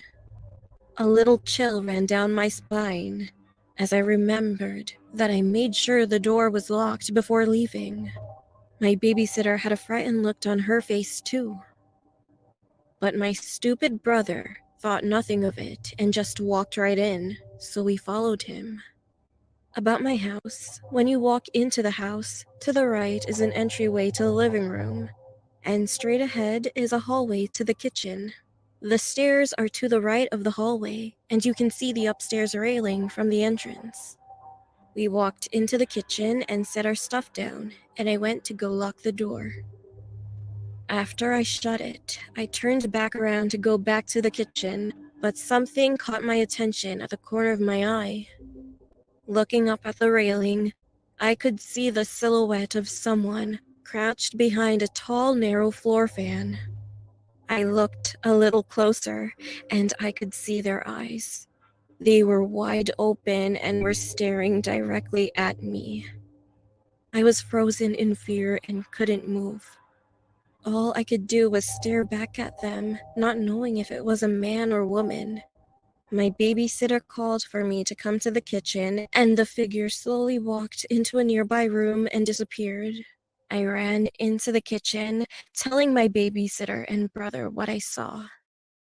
At first, they didn't believe me, but then, all of a sudden, we were all silent as we heard slow footsteps creaking from upstairs. She quietly grabbed both her phone and a kitchen knife and ushered us to the back door. She slowly turned the doorknob and tried to not make any noise while opening the door. We made it to the backyard, and she was going to call 911 on her phone. But before she could, we heard a tapping sound coming from one of the windows on the second floor. So we all looked up, and then we saw him. He was a man, late 50s, short black hair, eyes still wide open, staring at us. He was pushing the blinds out of the way, so we saw his face very clearly. We screamed and started running to the gate on the side of the backyard. The babysitter dropped her phone while scared, so I picked it up and ran behind her. I dialed 911, told them our address, and explained to the operator what just happened. She said they would be there in a few minutes, told us to go to a nearby neighbor's house and stay there until the cops arrive. We rang a doorbell a few times, and one of our neighbors, who was retired, came outside. He let us in, and we explained what happened as we were looking out of the window. Then we saw 3 cop cars pulling up, and the cops were surrounding my home. 3 cops headed in through the front door and investigated our house. We went outside to tell them that we were okay, and the other police officers started questioning us. Soon the cops came back after finding nothing and doing a thorough investigation. They told us it would be best to not stay home, as the person may come back. So the babysitter said we could go to her house, which is about a mile away.